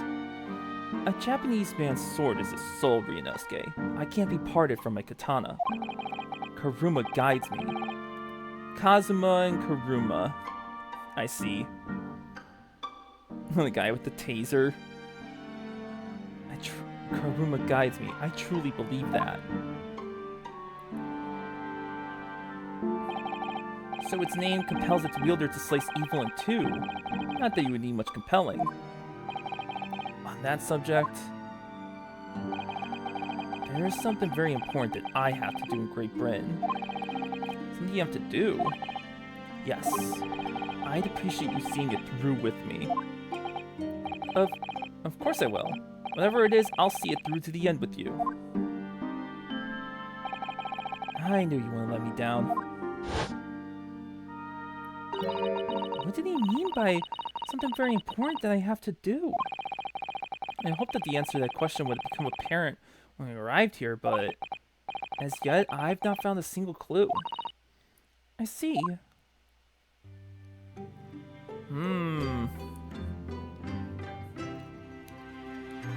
Yeah, the series does have that.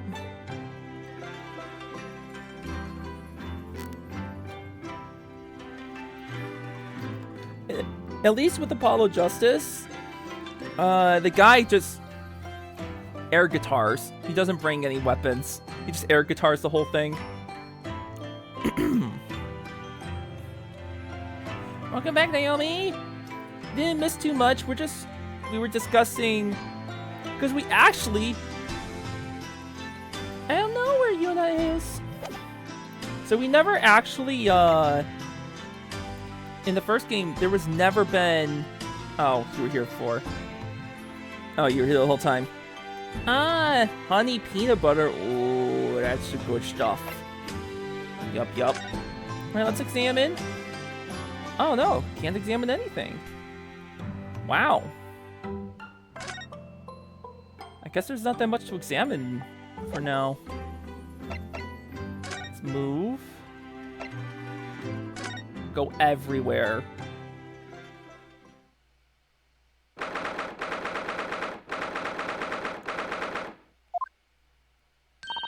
Oh, Runo! And Susie! Hooray! You're back! Hello, Iris. You're in fine spirits as always, I see. I am! You look as immaculately presented as ever, Susie. Oh, you flatter me. Well, you couldn't have come at a better time. I just made pot of tea. I'll set some cups. Really? Thanks, Iris. But actually, what is that foul smell? Aha! The Wanderers returned at last. Where have you, the pair of you been? We've been in court. Oh, for Mr. Belshazzar's case. That was today, was it? I'm sure I mentioned it only yesterday, Mr. Sholmes. I'm sure you did. Well, we can laugh about it now. So tell me, how did the trial go? Reasonably well so far. We managed to escape without a guilty verdict at least. Really? I would like to see it. And I must pass the time of day with Mr. Reaper again. It's been too long. Lord Von Seeks on an acquaintance, Mr. Sholmes? Naturally. There's not a person in the world who doesn't know my name, Mr. Naruhodo. Not quite what I asked, but still. Mr. Sholmes, whatever is that odor? Yes, what is it? It's faint, but absolutely awful. Ah, indeed. That's the scent of victory, my dear fellows. Victory in science. Oh dear. Alright, I'll bite. What's he up to now? Do they? Hold on, we gotta examine first. If there's anything new. Surprisingly, there might not actually be anything new.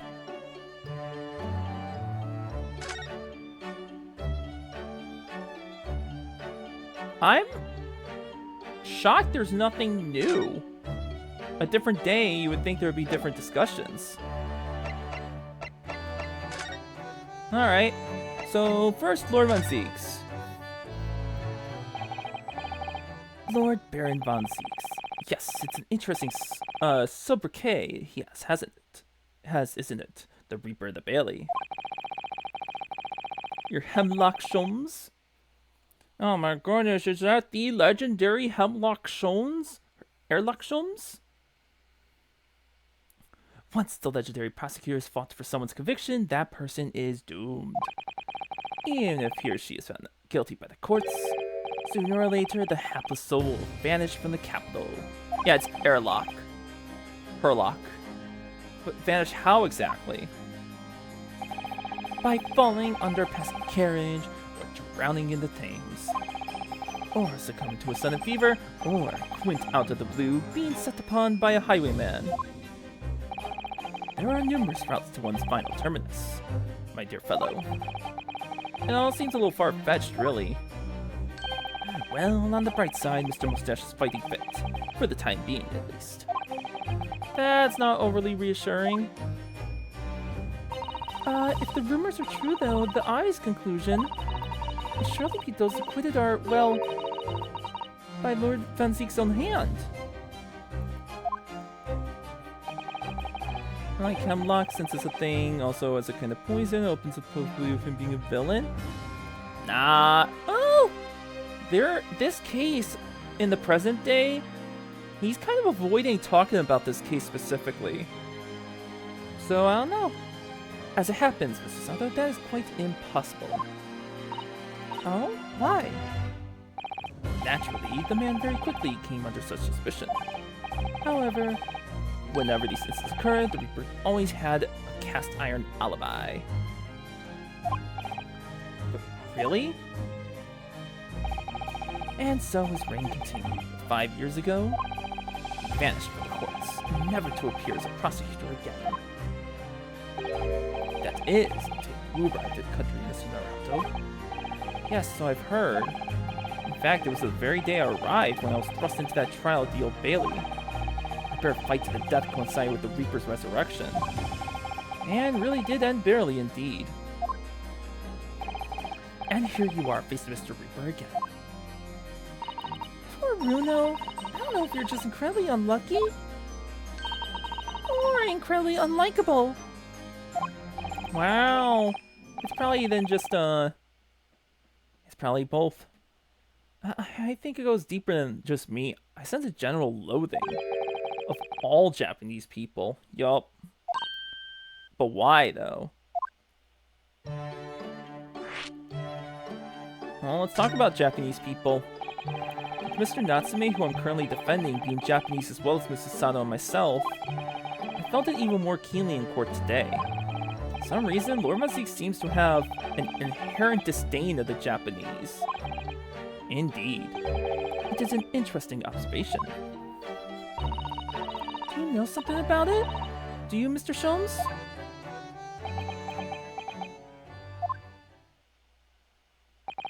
It was about 10 years ago that Barak von Zeeks chose to enter the legal profession. However, before that time, the young man's closest companion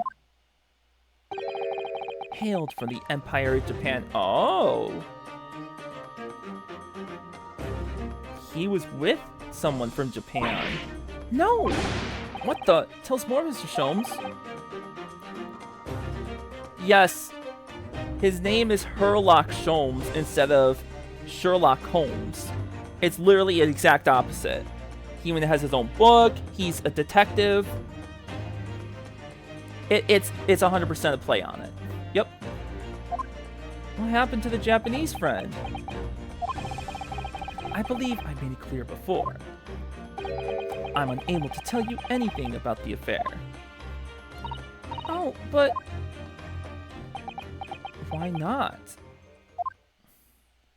The veil will be lifted on the events of the past in due course.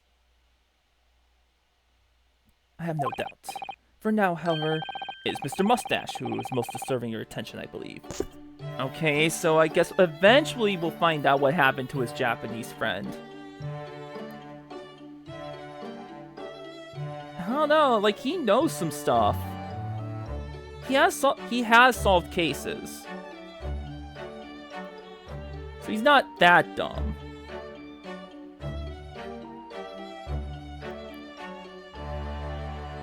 He's not always wrong. Just a little misled. Well, that's a mystery we gotta deal with eventually. What is his relationship to the Japanese, and what happened to make him hate Japanese? Alright, what's the foul smell? So what is that indescribably foul smell? Ah, well, it was probably this, I would say. What is that? My dear fellow, it is, of course, my latest invention. A chemical test to identify whether or not a tea is genuine at the drop of some tea. Oh my! There are some unscrupulous sorts manning the stalls along some of London's less frequented streets. Elementary, my dear Watson. Where, son? They regularly sell what purports to be high-quality tea, but is in fact merely dyed leaves of drab flavor. Yeah, but it's not Watson, it's Wilson. Well, that's certainly unsavory behavior. Yup, the first case of the first game. And it's discussed in this game too. So, when one is presented with what appears to be black tea, one must be careful. Iris! Iris! At the ready, Hurley!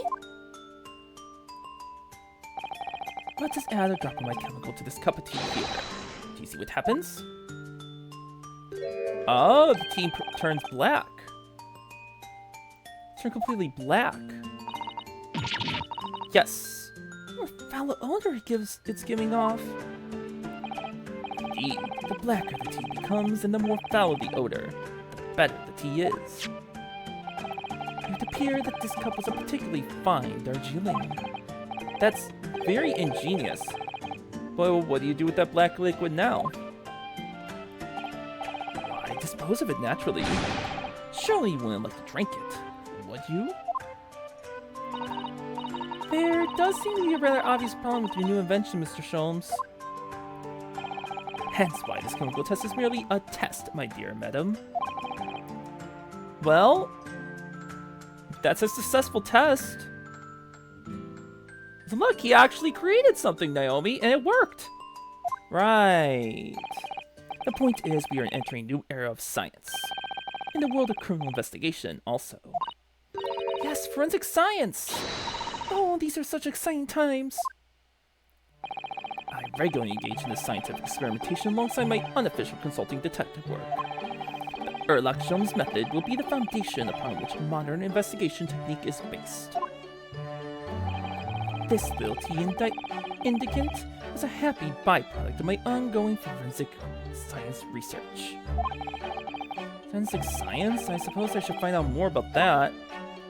Look at that, he's doing stuff, Naomi! So, your tea test, is that an example of forensic science? Indeed it is. An essential tool in cases that hinge on the knowledge of whether some tea is of high or inferior quality. Ah, you're making me stretch! Oh, I gotta adjust then to stretch. Because I'm laying down since that's all I can do from my back. Go.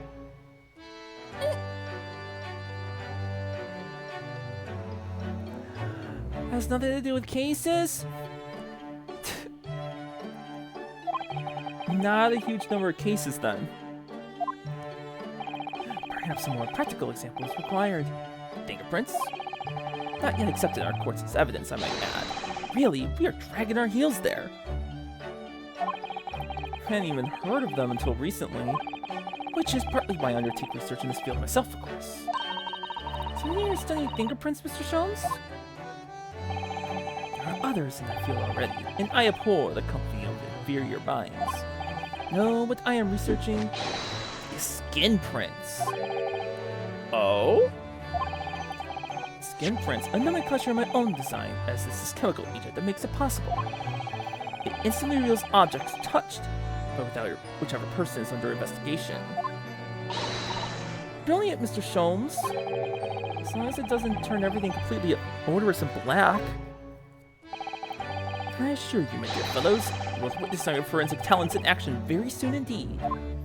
Ah, skin prints and fingerprints. Okay. Well, I think we should go back to the scene and see if we can uncover any new clues. That's the spirit, Bruno. See you later. Yes, until later.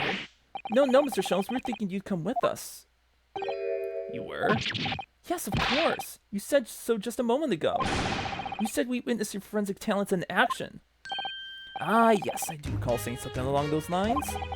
But you go ahead. I shall be sure to follow you later, in all likelihood. Probably. Maybe. Well, I might.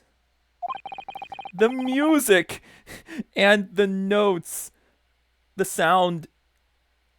The chime going just lower and quieter every time. That was so good. Your commitment astounds me. Oh, thank you, Mr. Jones. We'll eagerly await your arrival.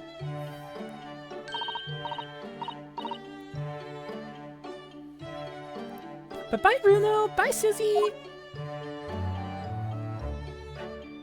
Okay, we're done here.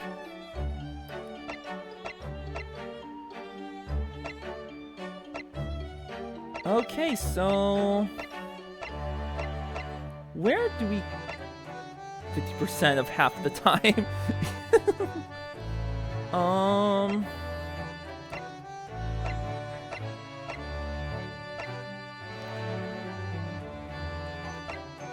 Let's go to the hospital first.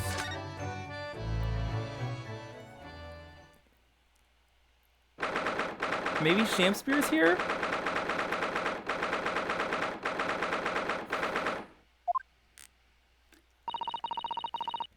What do you suppose is happening? It's like some sort of disturbance. Yes, I hear angry voices. Oh! Be not angry, O ample lady. Verily thought out mistaken. Mistaken my foot? You were looking at my painting. The eye of man hath not heard, the ear of man hath not seen. 'Twas foul indeed, the poison that mustached villain gaveth me. Forgive me, lady. I wish that you died from that poison. God of mercy, ample lady, but thou seest, I have vigor still. Behold my Shakespeare dance. Look at him go. Hop like a bunny. And pose. Actually, that's kind of like a dab. That's like a... That kind of is a dab he does at the end.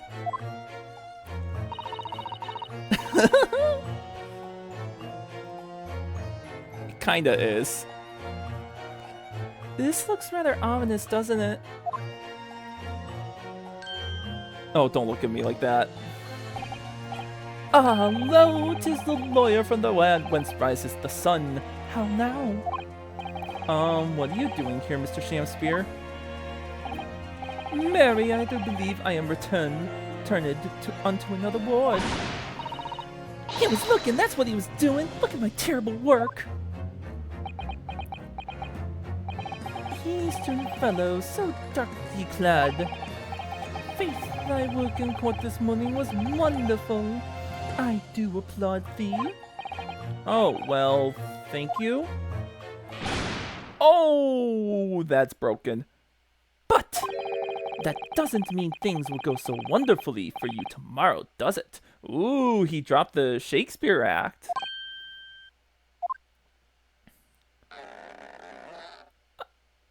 Oh, no, it's not. Oh, he actually fixed it. How? That is some strange material to be able to just perfectly fix. But yeah, he dropped a Shakespeare act briefly. Ooh, he's got some dirty secrets. And non-exunt.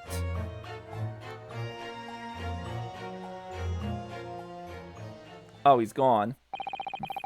Chancellor might technically be the victim in this case. But there's definitely a lot more to it than that. It's very hard to pin the man down. Sorry, Miss Green. I'm so sorry. I'm such an awful person. Miss Green, is everything alright? Oh, yes, I meant, don't worry about me. They're about to discharge me, so I must get ready to leave now. Oh, I see. We're delighted that you'll soon be well enough to go home, Miss Green. Oh dear, you're too kind. I don't deserve it. Regain info. I'm gonna go blanky mode and hide my cold arms and hands. Oh no, get yourself cold. Anything new? I don't think there is.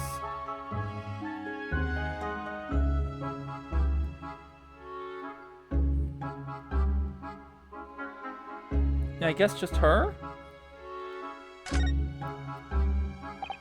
So, are you feeling more like yourself today, Miss Green? Stay comfy, stay warm, I'll snug you.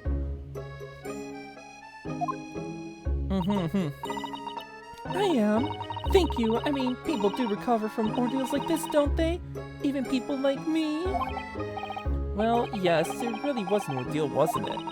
As far as I was concerned, I was just walking along in the snow one evening, minding my own business. And then completely out of the blue, I was struck in the back by a knife and collapsed unconscious for days. Of course, when I finally woke up again yesterday, well, this has been cleared up already. What a terrible week it's been for you. Oh no, I'm sure I'm very lucky, really. I look back on this fondly. Really? Anyway, I must be getting my things together now so I'm ready to be discharged. Oh yes, of course. Sorry to take up your time when you're obviously busy. I guess that's it? Alright, with that... I guess we'll go to Briar Road next?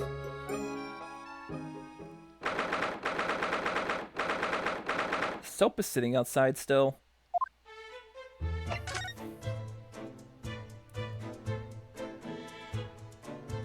Nothing new? No? Alright, I'll go to Gyarados' room first. Maybe he has new stuff to talk about.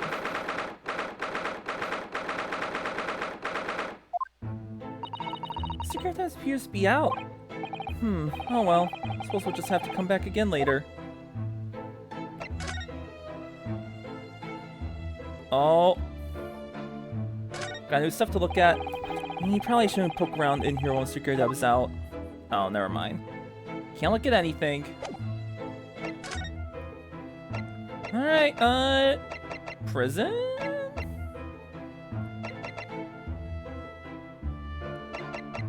We'll go prison first. I know I'm going in weird order. Oh, don't Blair Witch us here. Oh, Mr. Natsume's back. So he is. Mr. Natsume, hello.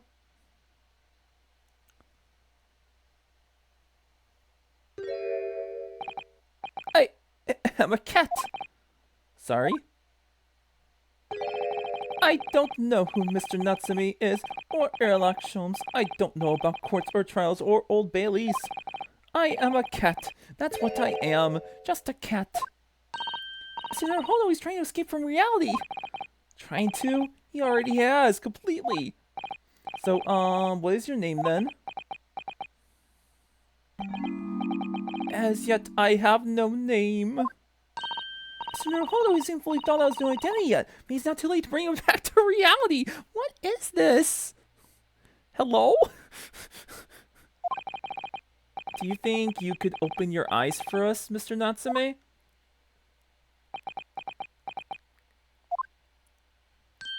No, he did. Okay, he's back to normal. What is this? What is this chime? It's so depressing. I am not a cat. It worked! He's back in the real world! What's going to become of me? No! Don't answer that! It's obvious! My cursed soul is never going to escape this accursed fate! Mr. Natsume, no! This means proceeding in court proved that there's hope! Yes, local student Mr. Naruhodo Esquire was brilliant, but the Reaper is omnipresent! In court! In my lodgings! Here! There! Everywhere! What's he looking straight at me for? I think perhaps there are some things we should discuss. Oh, yes, yes, we must. Alright, first off,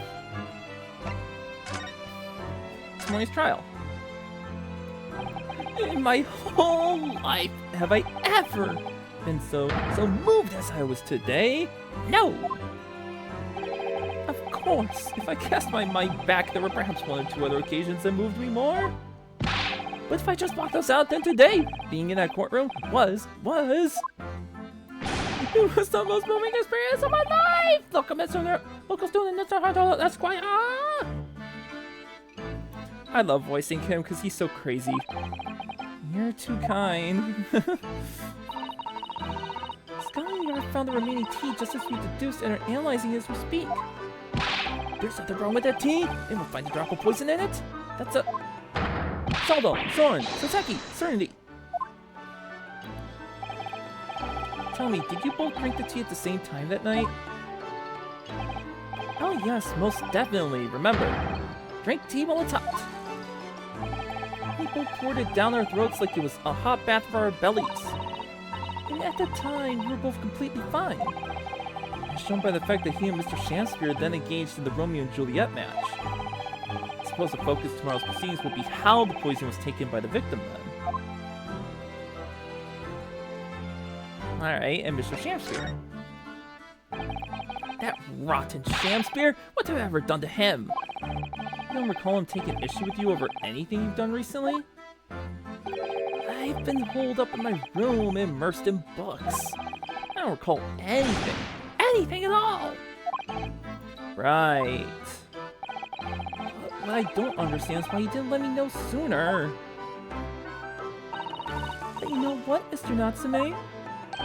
About the soap, of course. What else? Oh dear. Are you struggling with such a meager stipend? Of course I am. If I had money, I wouldn't have chosen to live in a cursed existence, such a cursed lodgings.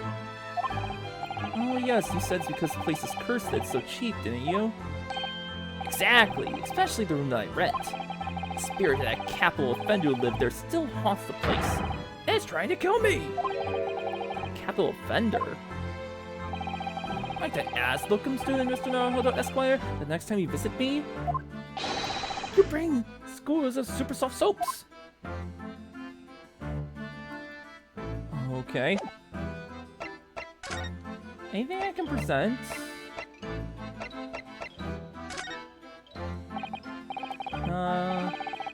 Much, but... Ah, it's been too long since I was present with that delayed, etiquette of our homeland. What? You're too kind. I accept it gladly. Alright, bud. I wasn't trying to give it to you, actually. Oh. Alright, nothing. He had nothing to say, really.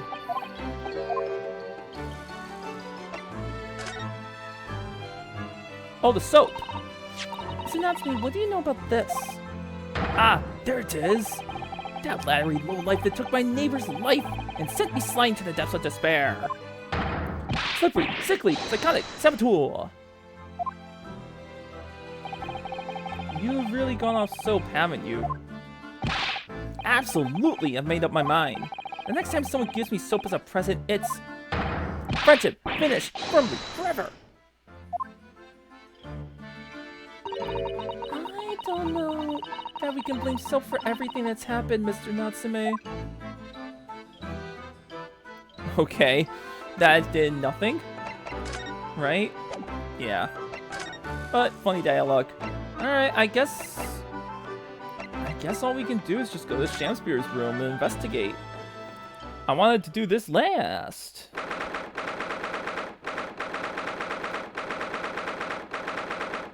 Uh-huh.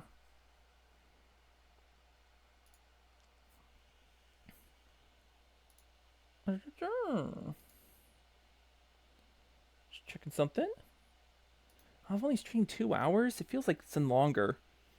New... Are they new cups? I mean, the stuff definitely got moved around a little bit. Oh, hello again, Inspector Gregson. Oh, no. What are you doing here? Well, we were hoping to have another look around, actually. The lawyer representing the defendant has a right to examine the scene, as I'm sure you're aware. I know the score. Oh, yes, one other thing. The soap on the ledge outside the window. Did you find it? With the tea in it? Yeah, we found it, alright. And there was a small amount of tea in it, as you said. I knew it. It's with the identification section of the yarn now. Looking into it. The results should be available later today. That's wonderful news. Thank you. Pretty impressive performance at court this morning. Sorry? Nothing, forget it. Just make sure you don't disturb anything in here. He complimented us. Oh.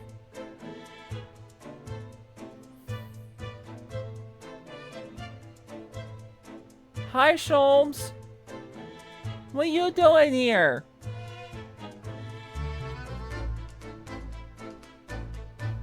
Just appeared right above my head, right behind me.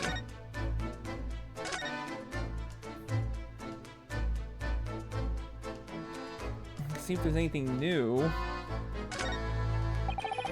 Ran out of change, you wouldn't even have any light, let alone heat. For the needy, London's winters can be very harsh. That's true, but if you think about it, Even the wealthy would find themselves freezing if they ran out of small change. London's winters can be very harsh for the forgetful too, then. Frankly, I'm starting to wonder if Sasa and I are going to make it to spring. that's true. We don't even have a meter at Baker Street, let alone gas stove. Look how dark the stain on the floor is underneath the meter there. Yes, from all the water dripping out after the ice queens melted, as you established in court this morning. It's a very large and obvious stain, isn't it? Mr. Chancellor must have used an awful lot of ice coins, I suppose. It was an ingenious idea, I'll give him that. He got away with it for a while.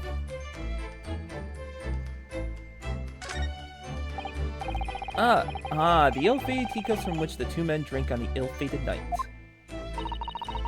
During the heated literary debate, yes. Who's stronger, Romeo or Juliet? Sounds like it was quite a discussion.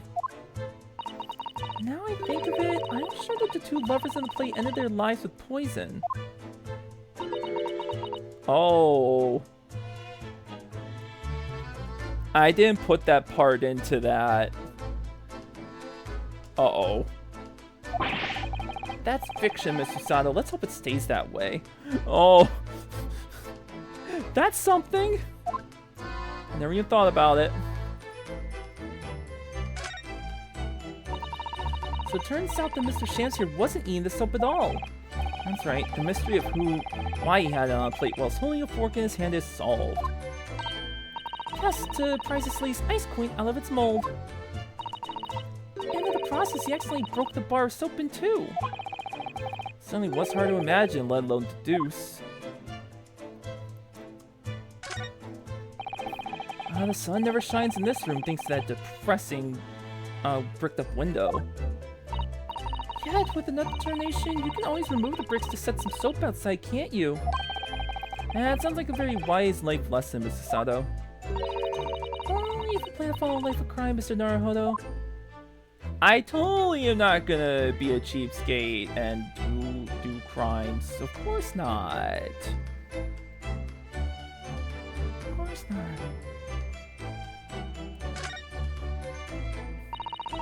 Are you looking for new clues, Inspector?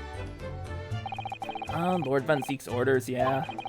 Don't come back till you've got something for me, he says. Oh dear, poor you. Yeah, poor me. Because we've already searched every bleeding nook or cranny in this place. I don't know what he expects, to be honest. Thank goodness for warm chips is all I can say. Well, at least he's honest. There's like nothing here. I still don't know what he's doing, though.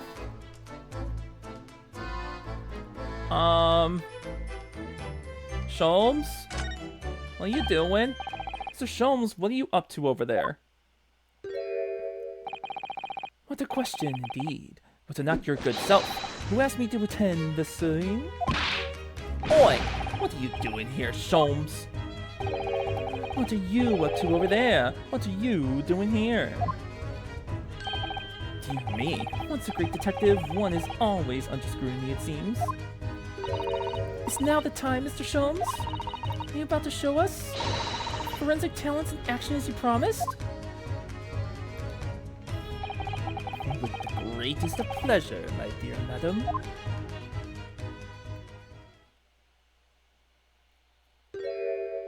Let's see. What's all this?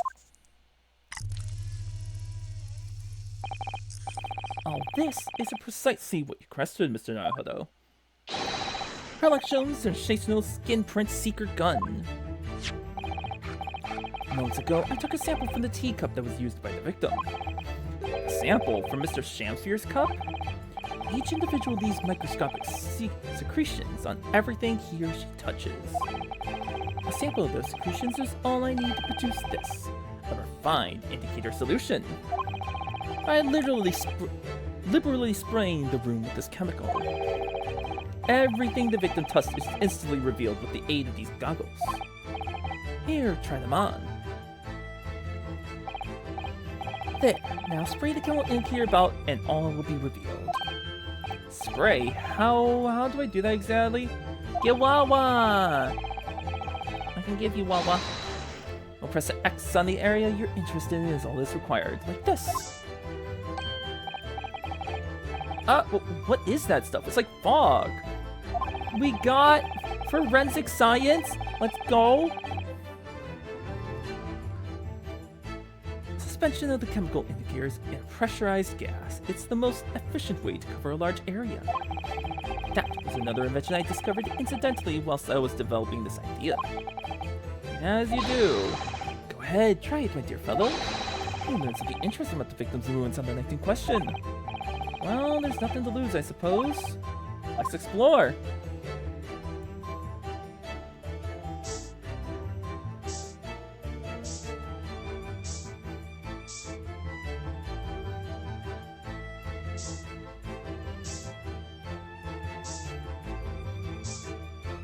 Oh, well, okay.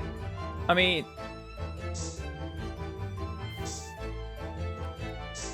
God, it looks so bad. You could take this out of context, man. Look, there are dozens of handprints here. So there are, a great many indeed. So much that it's hard to make out any one individual print, in fact. It's such a chill down my spine. Perhaps he was leaning against the wall while he admired this picture? Unlikely, I would say. It's a dull scene after all. And without wishing to state the obvious, I wouldn't generally admire pictures from such close quarters, I feel. Oh, very true, Mrs. Sato. It's been a mystery then.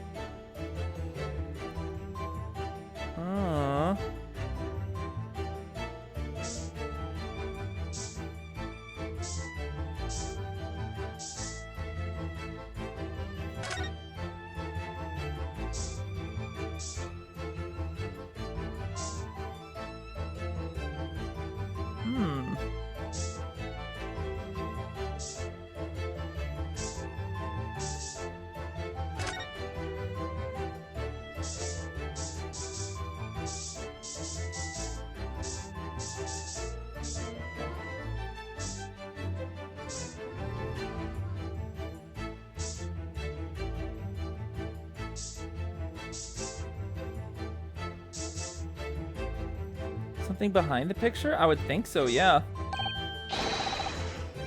Oh.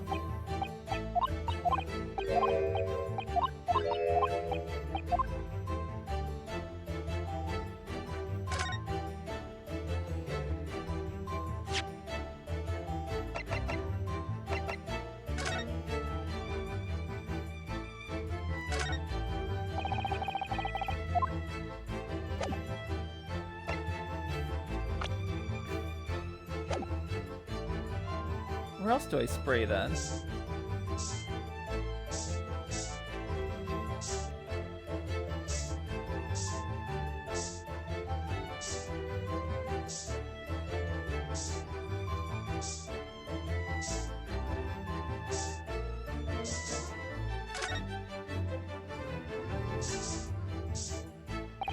Oh! Oh, I missed the floorboard. Oh my god, yeah, Yuna? Just saying, this is specifically about Shamspear's prince. So, oh yeah, there is... What is that white? You're fine, Yuna. Oh, look at all this here. Yes, interesting. A multitude of the victim's handprints. Why are there so many of them on the floor in this one spot? Ooh, perhaps he had a bad fall just here? There's nothing obviously would tripped over though, is there? I wonder. Personally, I often stumble when there's nothing obvious to trip over. That's me! I trip a lot when there's nothing to trip over. That's me. I think that's something only a great detective would do, Mr. Sholmes. Well, this is quite a puzzle. Handprints are all over the floor. Yes, there's no obvious explanation. Okay. Well, we sprayed Mr. Sholmes' amazing skin print ink here all over the room, didn't we? I did, but there are two places in particular of interest, I would say. Under the floorboard, handprints on the floor there, and on the wall by the picture, you mean? Yes, and I think the floor warrants closer investigation. I won't be a moment. Okay, what's under the... Ah! Listen, Mr. Sato. Look here, Mr. Naruhodo. One of the floorboards has popped out. One of the... You mean... It's a secret hiding place? Excellent work, Mr. Sato. So, what do we have in here? Oi! What are you lot doing? Inspector Gregson, stand aside right this minute. It's my job to investigate there. No need, Inspector. You continue to dig into your portion of chips whilst we dig around under the floor there.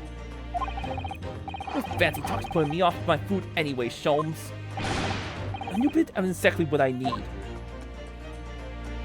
Let's look together.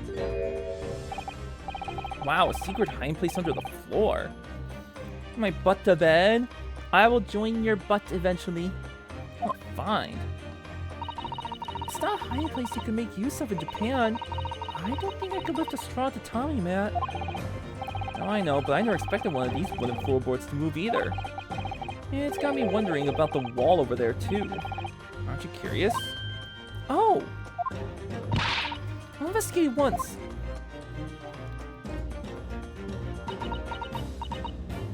Sleep well, Naomi. No, not Naomi. Sleep well, Yuna. My brain's a mess. There's nothing behind the picture, sadly. Only on the wall. How disappointing. But then, how do you explain the handprints? I really can't think why anyone would have been touching the wall over and over in one place like that. Oh? Photographic prints? Wire a print for you. Traces of handprints on the wall discovered using the skin print secret gun, and multiple prints on either side of a hanging picture. Well, thank you. Oh, thank you very much. Da Vinci can make prints too? Now then, I wonder if Inspector Gregson has found anything under the floor there. I'm desperate to know. So am I.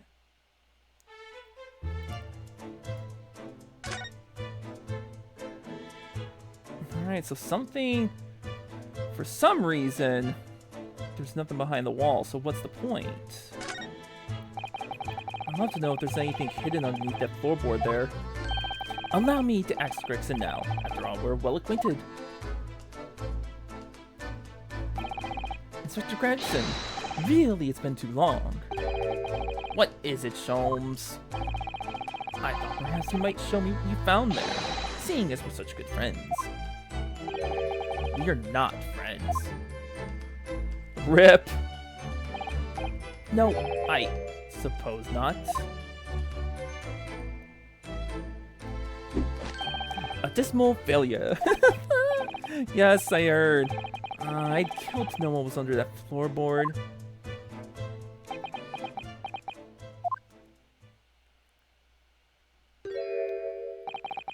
Alright then, fair's fair.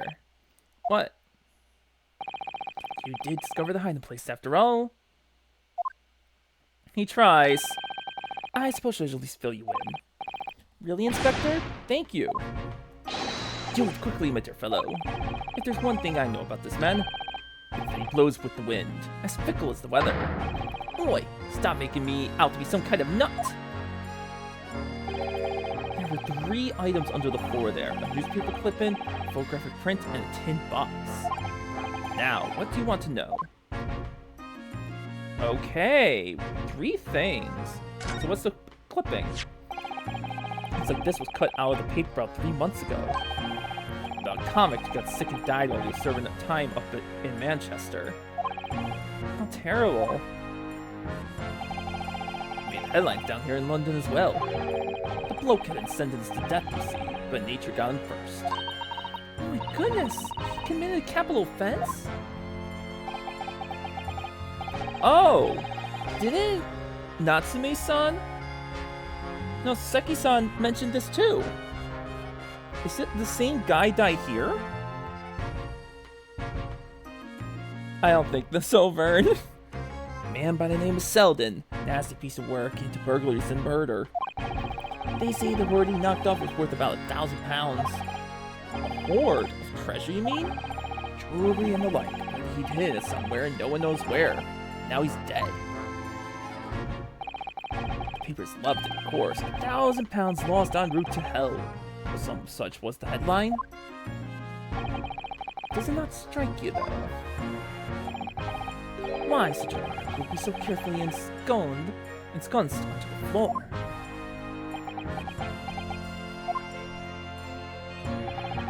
I suppose now you mention it, it does seem a bit odd. I guess I'll go over the paperwork we've got in Selden back at the yard and see if I can turn anything up. Newspaper about Selden, a criminal sentenced to receive the death penalty. However, he died of illness in prison whilst his loose remained undiscovered.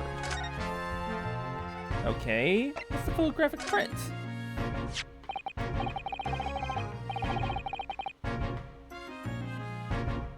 Oh my god, it is the same artist from Miss Green's picture! What? I can't believe I was right. The photograph I found looks recently to me. What the fuck? They are actually the same! That's wild. Yes, it would appear to have been taken on the street in front of the house here. And the gentleman on the left is Mr. Garrett, the landlord, of course. But who's the young man on the right? Mr. Garrett's son, perhaps? Perhaps. You could take that print if you like. Really? Are you sure? We can presume, therefore, that the yard already knows. The identity of the young fellow that is. Ah! Is that true? Well, it's too bad if we do. Fortunately for you lot, making information is one of my pastimes. My dear Inspector, if I may be so willing to point something out. Pastimes are for one's leisure, but this is for work. All the more reason I'm not telling you. A dismal failure. Alright, you know what? A for effort, Sholmes. Yes, I heard. Okay, a photograph print found in Mr. Shamsfield's room. It shows the landlord, Miss Gerda, discovered the young man. I wonder why a photograph like this was hid under the floor. I mean, Mr. Shamsfield himself isn't in it. Photographic prints are still rare treasures in the East End. I imagine Mr. Garrett was rather delighted to have been immortalized, telling me the proud present of it. Again, why would Shamspeare have it? That's the question here. Now this tin box looks interesting, doesn't it? Might I suggest, Inspector, that you open it? If you were to find something inside that reveals the truth behind this case, I wouldn't be in the least surprised. Yeah, funnily enough, I've already had a look. completely empty. What? What? Shamspear, give us a clue, man. I didn't even have the chance to utter a word, Mr. Naruhodo. Anyway, at least we found out what's inside the box. It has thin air, it's empty. I like how I feel inside. Oh no! More to this box then, I wonder. Oh, the box isn't even evidence then. Kitty! Kitty! Hi! Meow meow! Oh, look, it's that lovely little kitty cat. What's his name? It's Mr. Natsume's, isn't it? I don't think we ever asked him actually. Why don't we call it, Wakahai? You know, like Mr. Natsume refers to himself in Japanese. I wonder if he got in here. Clever cat. Oh, wonderful. Well then, Wakahai, there's something delicious I bought. You the cat's meat man. Ah! Meow! Adorable! It's not yours, Vern! Nom nom nom nom nom nom. Must pet kitty. Oh, no, no, no, no, no, no. Aww. It's sleepy. He couldn't be happier now, look. I just hope we can bring some happiness to its owner, too. More! Ah! Look at Kitty. That's fair. Got enough little feeling friends, yeah. I got one cat and one dog. Aww. Meow. That's a cheeky little meow, Wakahai. It's an interesting spell, meow. The I-A replacing the E. Oh, but he's so adorable. I can sit and watch him forever. I think he may not appreciate that after a while. And we have an investigation to get back to.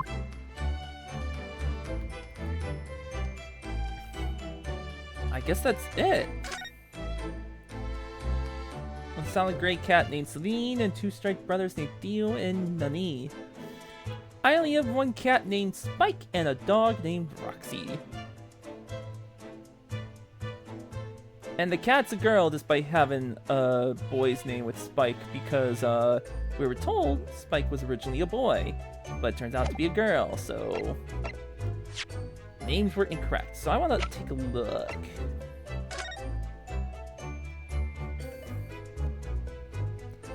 Enter Strange Waste Prison announced the death of convicted murderer and burglar Selden by natural causes in the early hours this morning.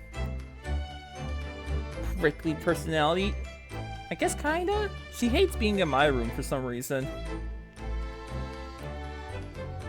Suffering with fever since the end of October, lured by the shouts of his fellow cellmate, must have arrived to find him already dead before his capital punishment could be carried out.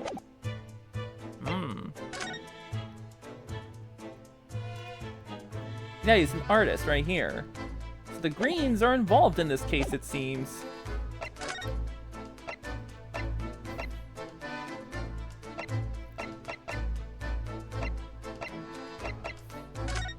Hold on.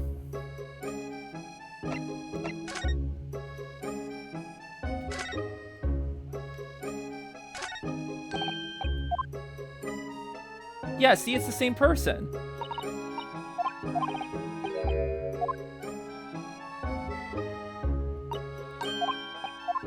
Well, it looks like I get no information. Darn.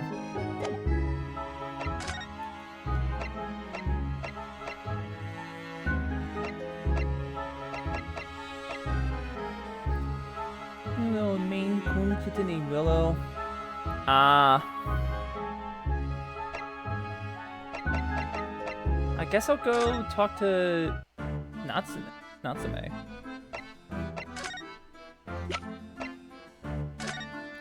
Present our new evidence. What's this? There was nothing to look at there, Naomi. I just had to present this stuff to him. It's a newspaper cutting that we found in Mr. Shamspear's room. Ah, so you knew, did he? Sorry? About this man, Selden. convicted killer, and the evil spirit behind the curse that afflicts my lodgings. What? He's already taken one young man's life, and now he's trying to take the life of another. A miserable mustache much-aligned Japanese man. It's not to me. If you know something, please, you must tell us. Tell us everything you can about this evil spirit. Hold on. Got one more to present. Oh, nothing with this picture, okay?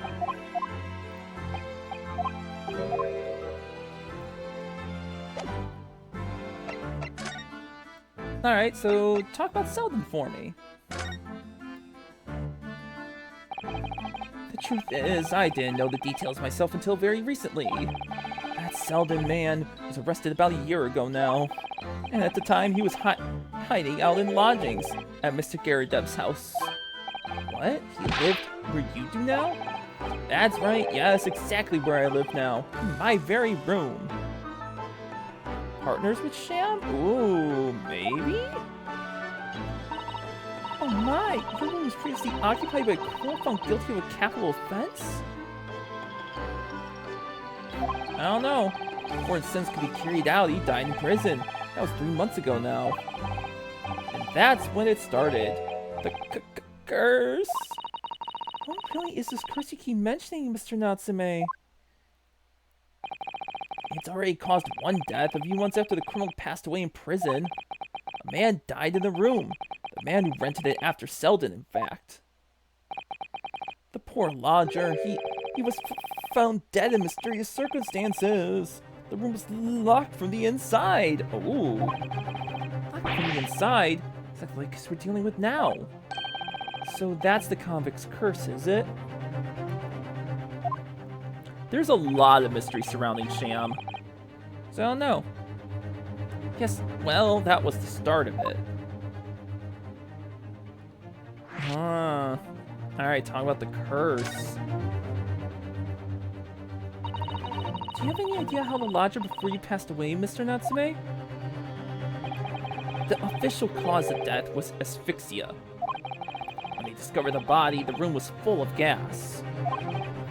Gas? I only found out after I'd signed the lease. Mr. Garadeb came to tell me later. I couldn't stop myself trembling. In fact, if I'd known beforehand, I'd probably have been too scared to take the room. Landlord, lease, luckily, legal. Lucky for Mr. Garadeb, maybe, but not so lucky for poor Mr. Natsume. The Sham, wow. I don't think existed in the feudal Japan era. Now you believe this curse is affecting you? It is at first. I just felt as though I was being watched all the time. Then you talk about having nightmares, didn't you? The dead are trying to take me with them. They come for me and try to suffocate me. Just when I'm just struggling to breathe, I wake up. And the room is as cold as ice. But why is your room so cold? Well, Victorian era for,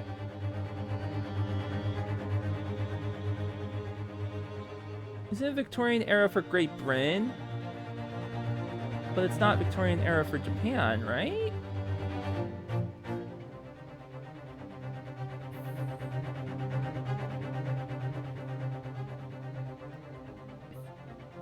I don't know my history well.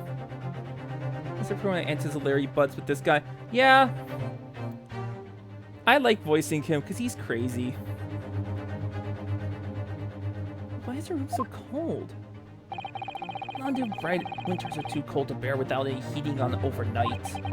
For some reason, even when I light the stove before I climb to bed at night, the pilot light always goes out and the room fills with gas. But that's terrible. Exactly the same situation as what led to the previous occupant's death. And then there's what happened to Mr. Shansbury last night, when he was mysteriously poisoned. There's clearly more to that incident that can be explained by a curse, though.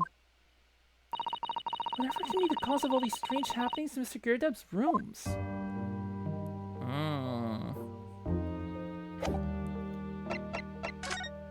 Is Garadeb back, maybe?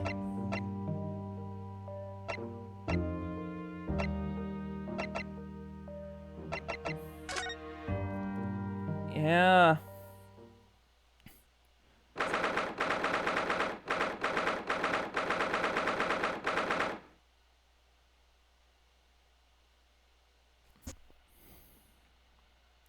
I don't remember the time period of this one then. Ah, you're here now, Mr. Gerdeb. 1820. Oh, okay, 1800s. All right. Well, I thought Victorian area was specifically with Britain, Great Britain, not worldwide Victorian era.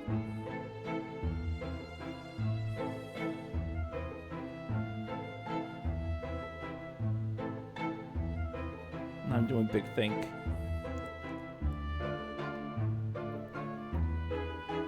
I don't know anymore. Ah, you're here now, Mr. Gyarados. Right, Bally. Business it is for me, you know. Getting out and about. Ain't the Old Bailey by any chance? Naturally, fate of my lodgings hanging in the balance and all that. Not the trial to miss. The fate of what's already been dubbed your haunted lodgings? Ah, okay, thank you. I knew there was like different periods for Japan, specifically. Okay, thank you. That's why I was confused, because it was like countries have different eras. That's why I was confused by it.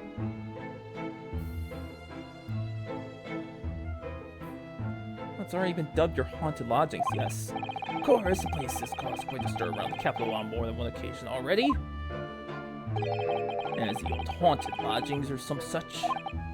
Ah, well, at least he knows. Makes you wonder what the place is going on, don't you know? Yes, I'm sure it does. In fact, thinking back to Mr. Natsumi's other trial just 2 days ago,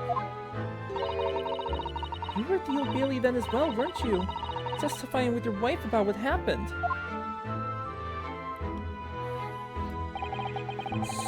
Stopped off at the prison on the way home, in fact. Beastly business.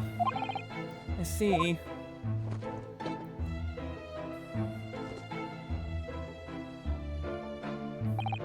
So, what brings you to my haunted abode today, eh? Yeah, nothing new to examine. At least it makes it a little simpler that there's nothing new to look at.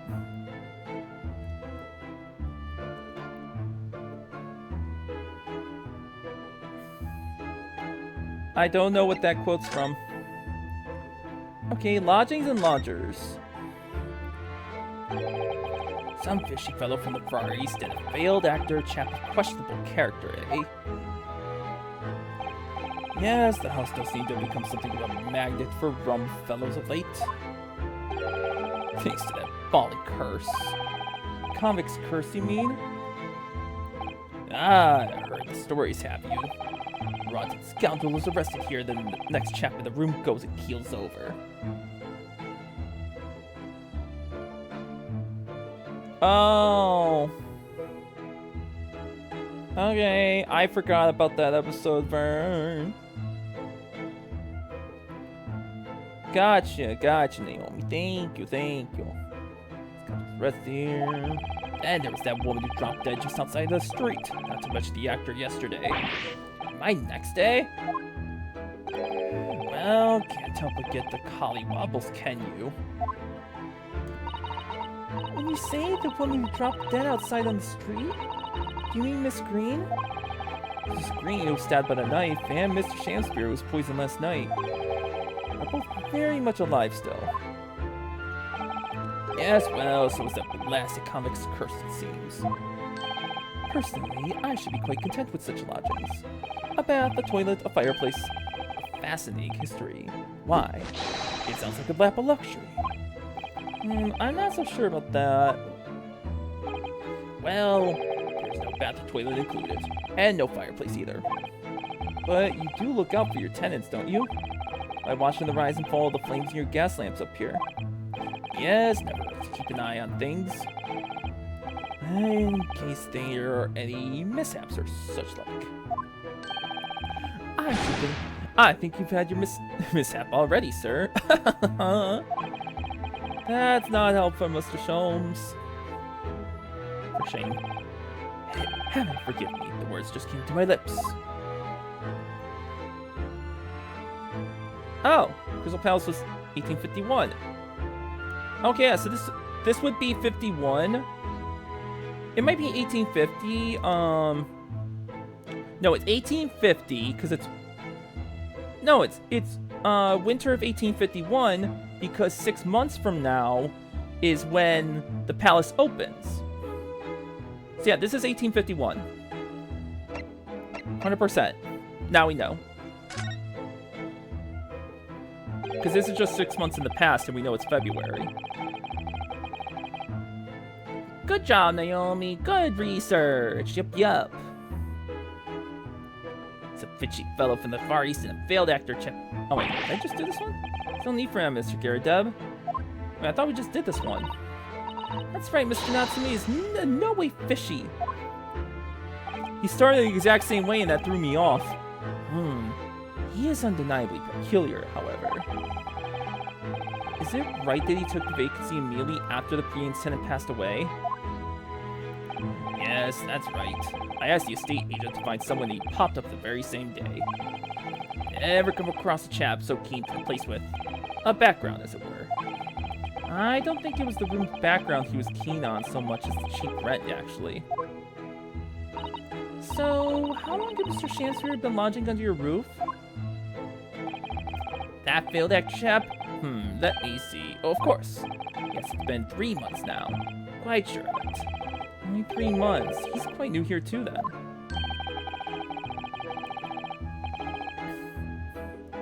And to what do you owe your certainty in that regard, Mr. Garrideb, if I might ask? Well, it was that Selden scoundrel as it happens.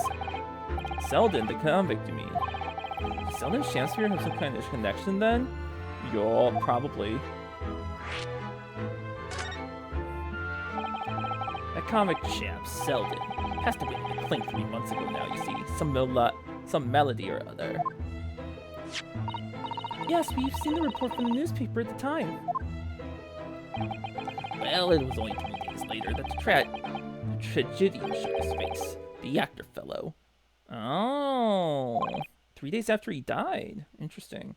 Really? Yes, I remember it quite distinctly. 'Tis small, this world we inhabit. Prithee, landlord, hear my request.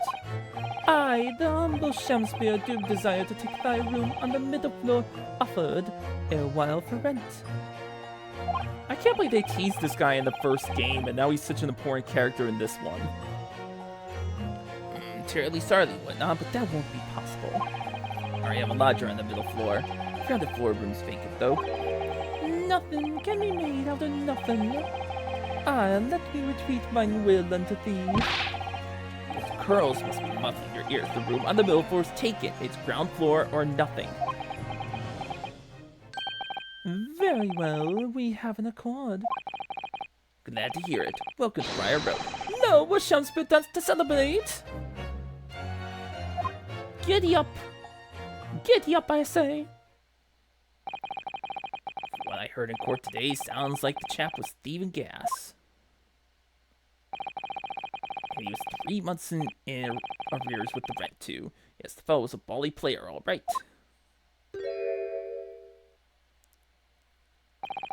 Thank you for your candor, Mr. Garrideb. We are most grateful.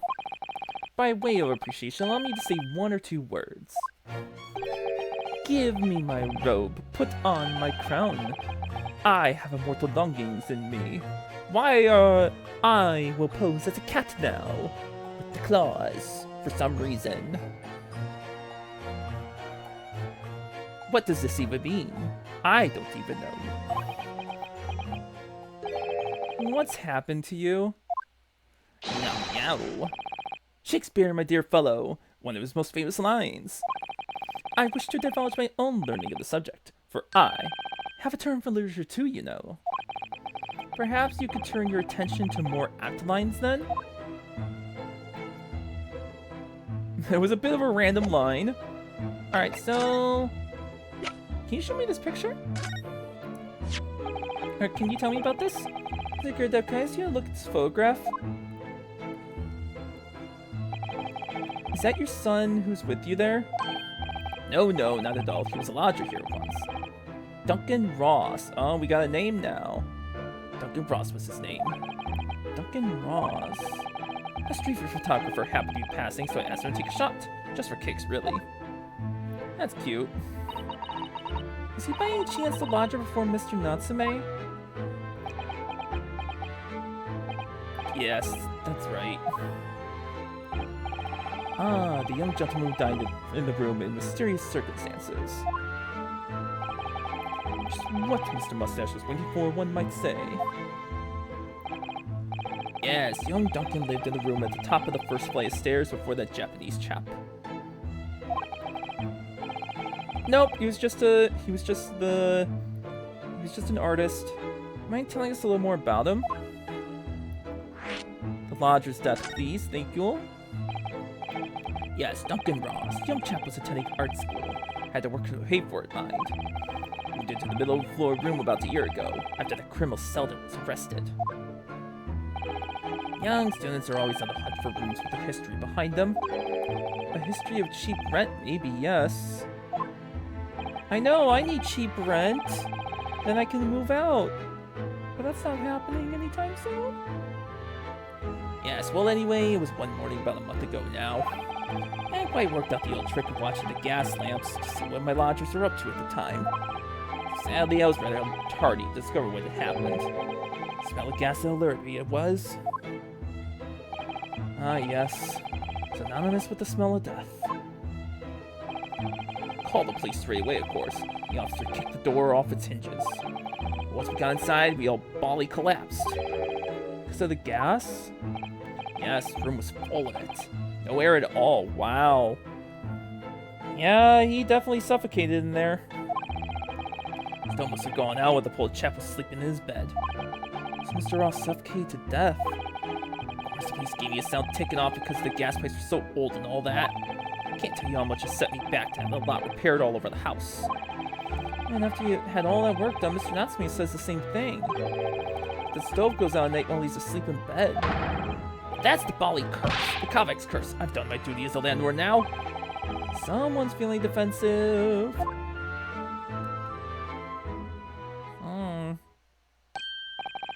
Ah, that reminds me, actually. Yes? About young Duncan, the night before the poor chap perished. He'd been writing a letter of affection to a young lady. To Miss Green? A love letter, you mean? Yes, where did I put it now? Ah, here it is, left it on my desk. If you'll excuse me, let me see now, what does it say? To my most beautiful and charming sweetheart. Do you think that we should be reading such a personal piece of correspondence? My dear Mr. Sato, this is precisely why I prefaced my reading with, if you'll excuse me. I don't think it works like that. I will not excuse you, Mr. Shums, no! Sadly, you didn't address it, though. So I have no means of delivering the thing. Sad, really. I see. That's going to play on my mind. That sucks. Really, the identity of Mr. Ross's sweetheart has no hearing on this case. Or bearing. I think we shall be well alone. Yes, I suppose you're right. Indeed, the intended recipient's address is missing. However, there is a name attributed to the man's most beautiful and charming sweetheart. Mr. Shums, please! I've already had to chastise you about this once!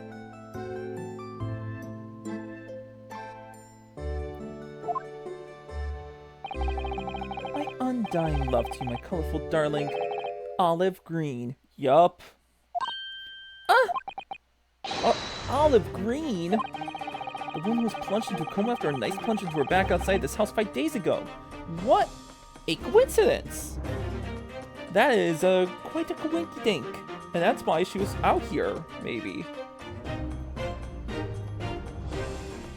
Like the last case Saseki-san was in court for regained consciousness only yesterday.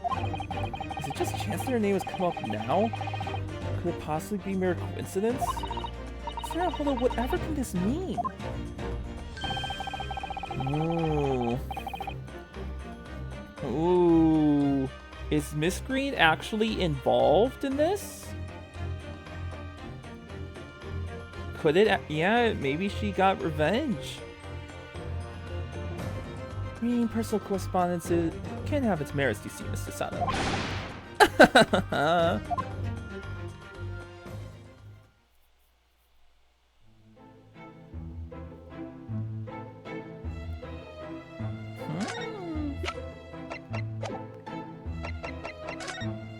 Alright, I guess we go talk to Green.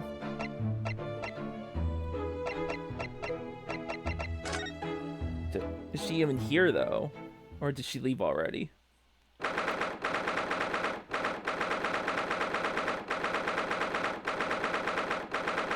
I knew there was something about that picture. Sonara, hold on. I've just finished speaking with the doctor. It seems that Green is well enough to be discharged at last. This is good news, but hopefully just before she leaves. Ah! What is it?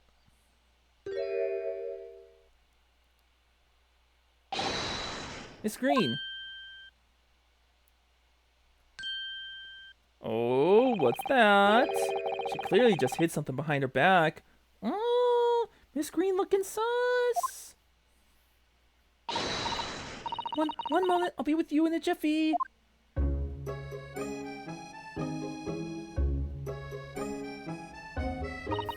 Oh, hello everyone. What are you all doing here? The doctor said I can be discharged, so I'm just getting my things together. Miss Green, what were you just doing? Oh, nothing, really. I was just about to take some medicine the doctor prescribed for me, that's all. Well, we were hoping to have another quick chat with you, if that's alright. I don't really have anything else to tell you. Alright, she's definitely behaving strangely. Let's see if we can't coax something out of her.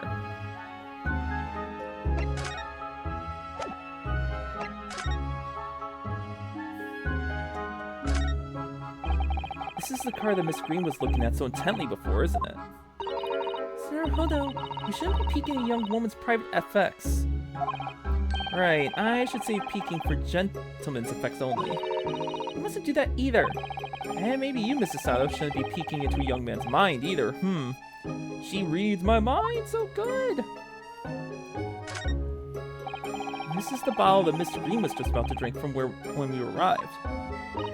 Yes, she looked rather preoccupied, didn't she? Perhaps it's very bitter. I can't stand bitter medicine. I suppose that could be it. In fact, whenever a doctor prescribes me medicine for a number of days, I always take it all at once. Oh no! Ryunosuke, why? That's so bad! Well, if you have to take something you don't like, it's best to get it all out of the way in one go, isn't it? That can kill you! Oh dear, and I thought it was... Are you kidding? I got a trophy for that! Oh, before it falls from the table. Oh, well, I'm glad I looked. Hey! One less trophy I have to worry about. Oh dear, and I thought it was Miss Green. Boxers, hello! Good to see you. How you doing? Becca, we being a little lawyer here. And you doing well? I am doing good. It was a relaxing day. And as long as you're trying, I always appreciate you trying. Got to do what you can. I thought it was Miss Green I should be worrying about at the moment. I'm glad I did that. I think that's it, though.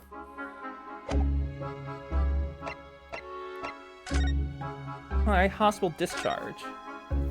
It's wonderful news that you're gonna be discharged, Miss Green. Oh yes, I mean, thank you.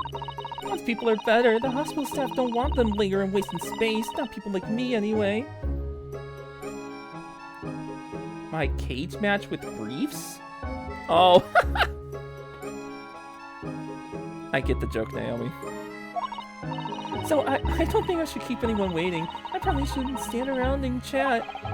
She certainly doesn't seem to be in the mood to talk. That's for sure. Okay. What if I show you this? Miss Green, we were hoping to ask you about someone. Mr. Duncan Ross. You knew him, didn't you? Oh,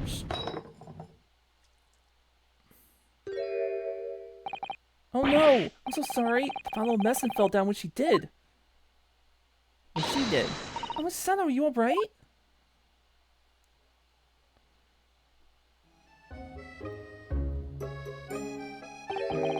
I'm so sorry. I didn't mean to startle you like that. No, it's alright. I just wasn't expecting it. How do you know about Duncan? Mr. Ross had been writing a letter when he passed away. The landlord found it in his room. It was a very personal letter to you. It was at the art school. That's where I met Duncan a year ago now. He was working to fund his studies. He tried to become a professional artist one day. And the two of you became romantically involved? Yes, that's right. You were very much in love. We were engaged to be married, actually. That's why you decided to move into a cheaper room to save money for the wedding. And that's what led him to Mr. Garrideb's. Oh, they were gonna get married, and it never happened. So sad. Yes, he told me he found the worst but cheapest room in the entire East End. And then, 1 month ago, that's when it happened. I'm so terribly sorry, Miss Green. Well, it's all in the past now, I suppose. Oh, Miss Green, she looks desperately sad. It's startling to think that's just her look. Now I see that she has every reason to feel the universe is against her. She lost her man. I do hope you won't think I'm being rude, but do you mind leaving me in peace now? I have to leave the hospital soon. Oh, I'm so sorry. We didn't mean to hold you up. Of course, we'll be on our... Wait. So Naruhodo. Oh, hi.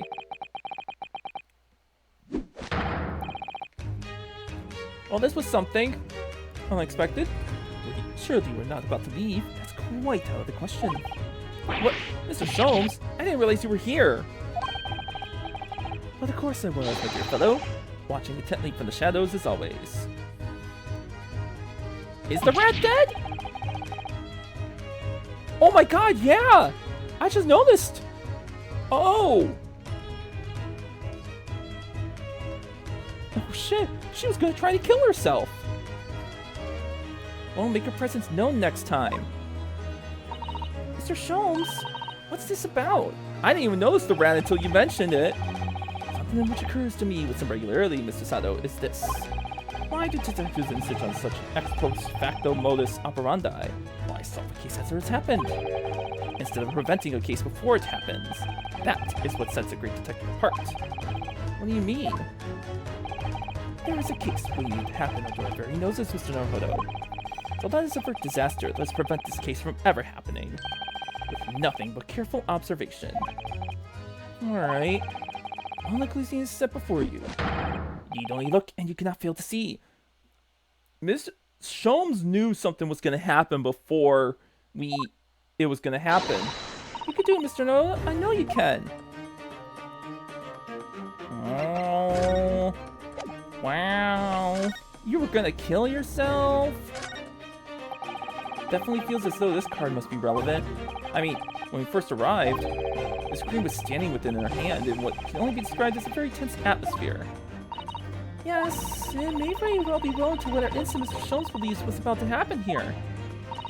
Perhaps we should ask Miss Green about it.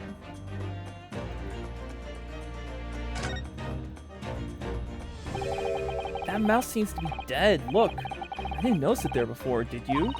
I think perhaps it drank the medicine that spilled out of the bottle.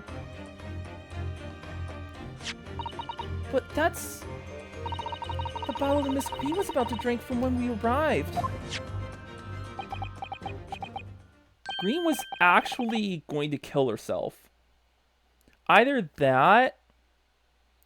No, she was going to kill herself. You don't think... I see. You've come to appreciate the true nature of this scene. That of a tragedy about to take place. Yes, I think it's falling into place. Miss Green, the contents of the bottle you had before is spilled on the floor. And the poor mouse that drank it has sadly died. I think it's clear that the bottle must have contained a powerful poison.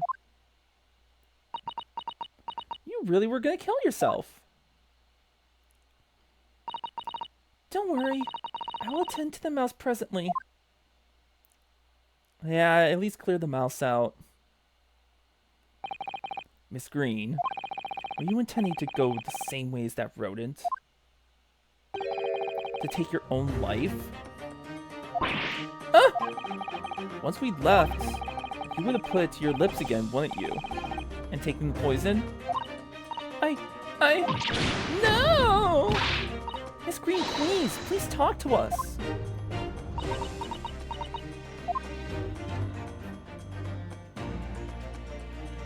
Oh boy.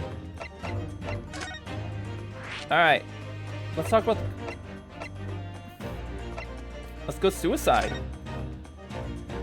Let's talk about the suicide first. 10 seconds later, and we would have arrived at a very different scene here. In all probability, we would not have enjoyed this most delightful conversation. Good job, Sholmes. How did he know this would happen? Of course, perhaps it hasn't quite as so delightful from your perspective, Miss Green.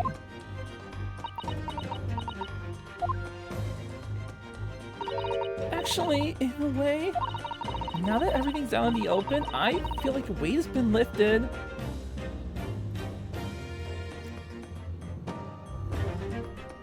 That Sham did? But it sounds like she was really gonna kill herself. Tell me, how do you acquire that medicine?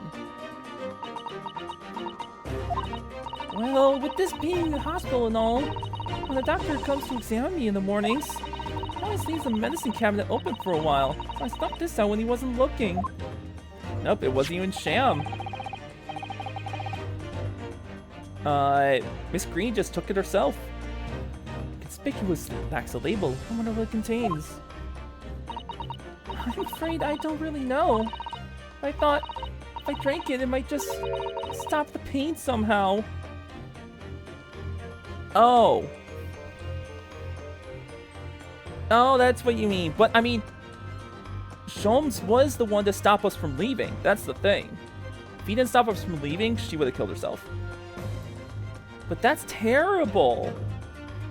This is terrible. She wanted to stop the pain.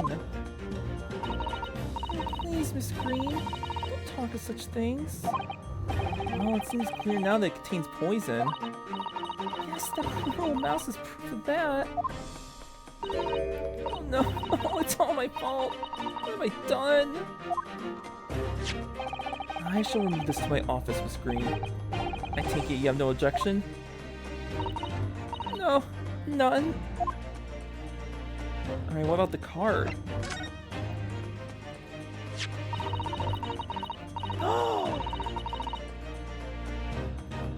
Look what's missing! Missing piece of the envelope! Ooh! How did this get in here? And why is the other piece in Shakespeare's place? Neither the sender's name or address appear to be written on the envelope or the card. It's not even that delayed, Naomi. That was actually only a couple seconds.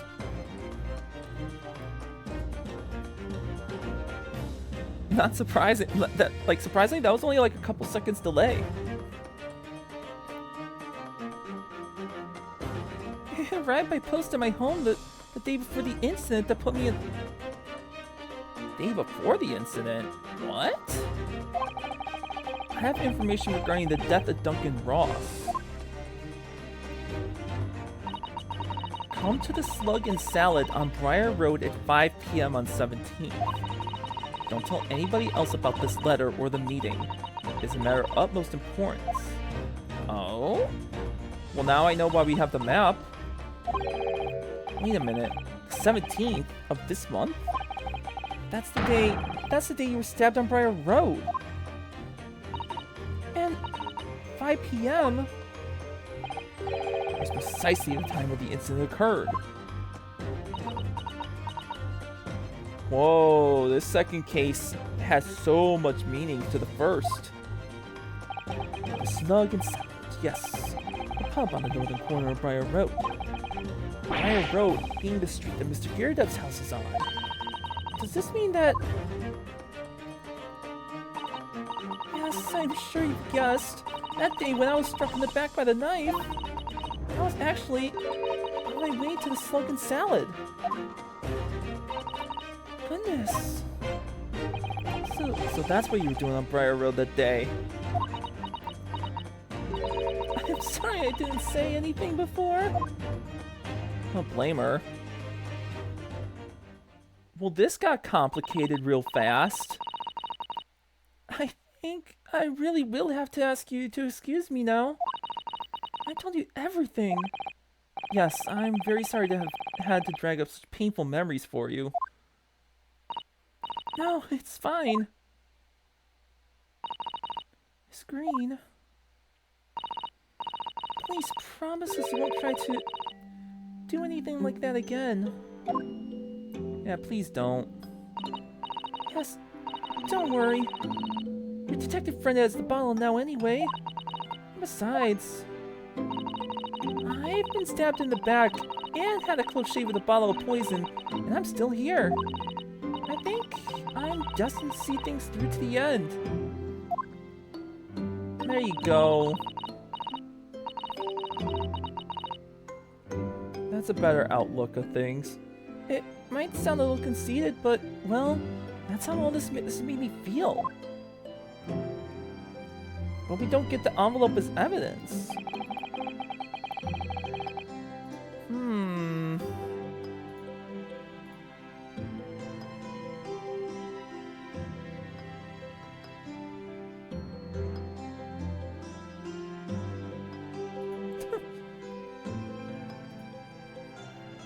Miss Green and St. Bartholomew's behind, and made our way back to Baker Street with Mr. Sholmes.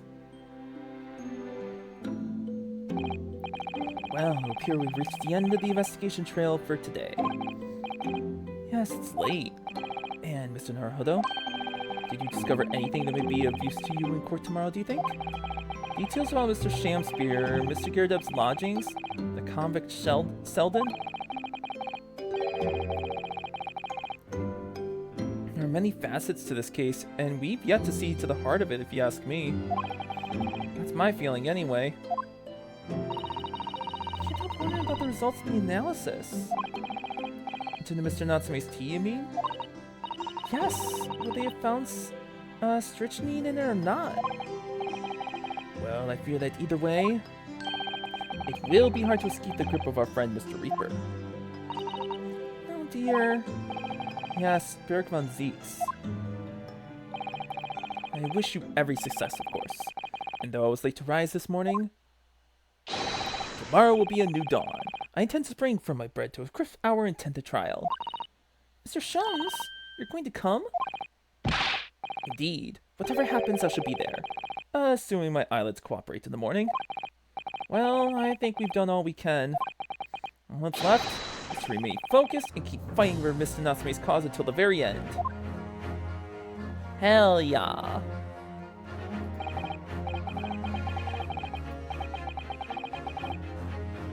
London, the world's most prosperous city, home to some 6 million people. But away from the razzle-dazzle, down back alleys behind bricked-up windows, the lonely lurk. Saseki-san had battled long and hard with the loneliness during his many months here, and so I felt honor-bound to battle equally hard for a compatriot, to lift the curse that gripped him. As Mr. Sholmes said, tomorrow would be a new dawn, for all of us.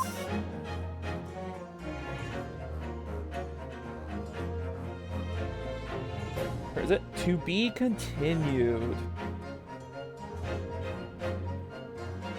I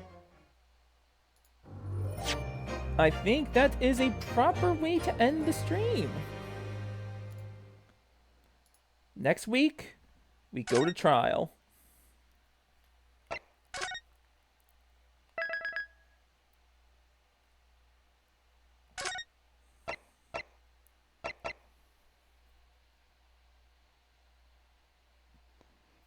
Sorry, Naomi, but if I start now, it'll be super late. So next week, we will absolutely go through the entire case. It's probably going to be the end of the trial, too.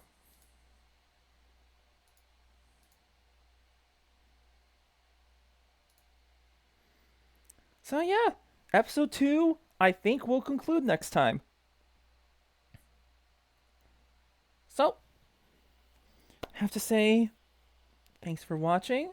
Have a lovely rest of your night, folks.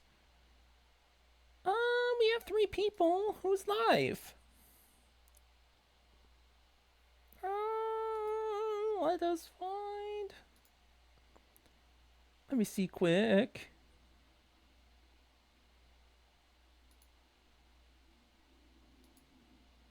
Love you too, Naomi. Have a good night.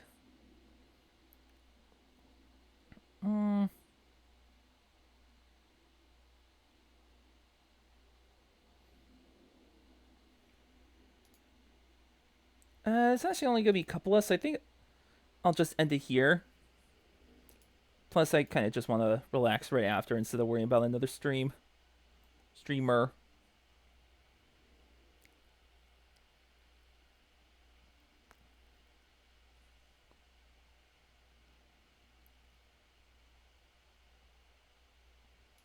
So yeah, have a lovely night, everyone. I will see you tomorrow when I start up Resident Evil 2 Remake Hardcore. I'm going to get my buff whipped probably, but I never did a YouTube. I never saved the YouTube stream, so that is why I'm doing that. So yeah, have a lovely rest of your night, and I'll see you then. Take care. Mwah.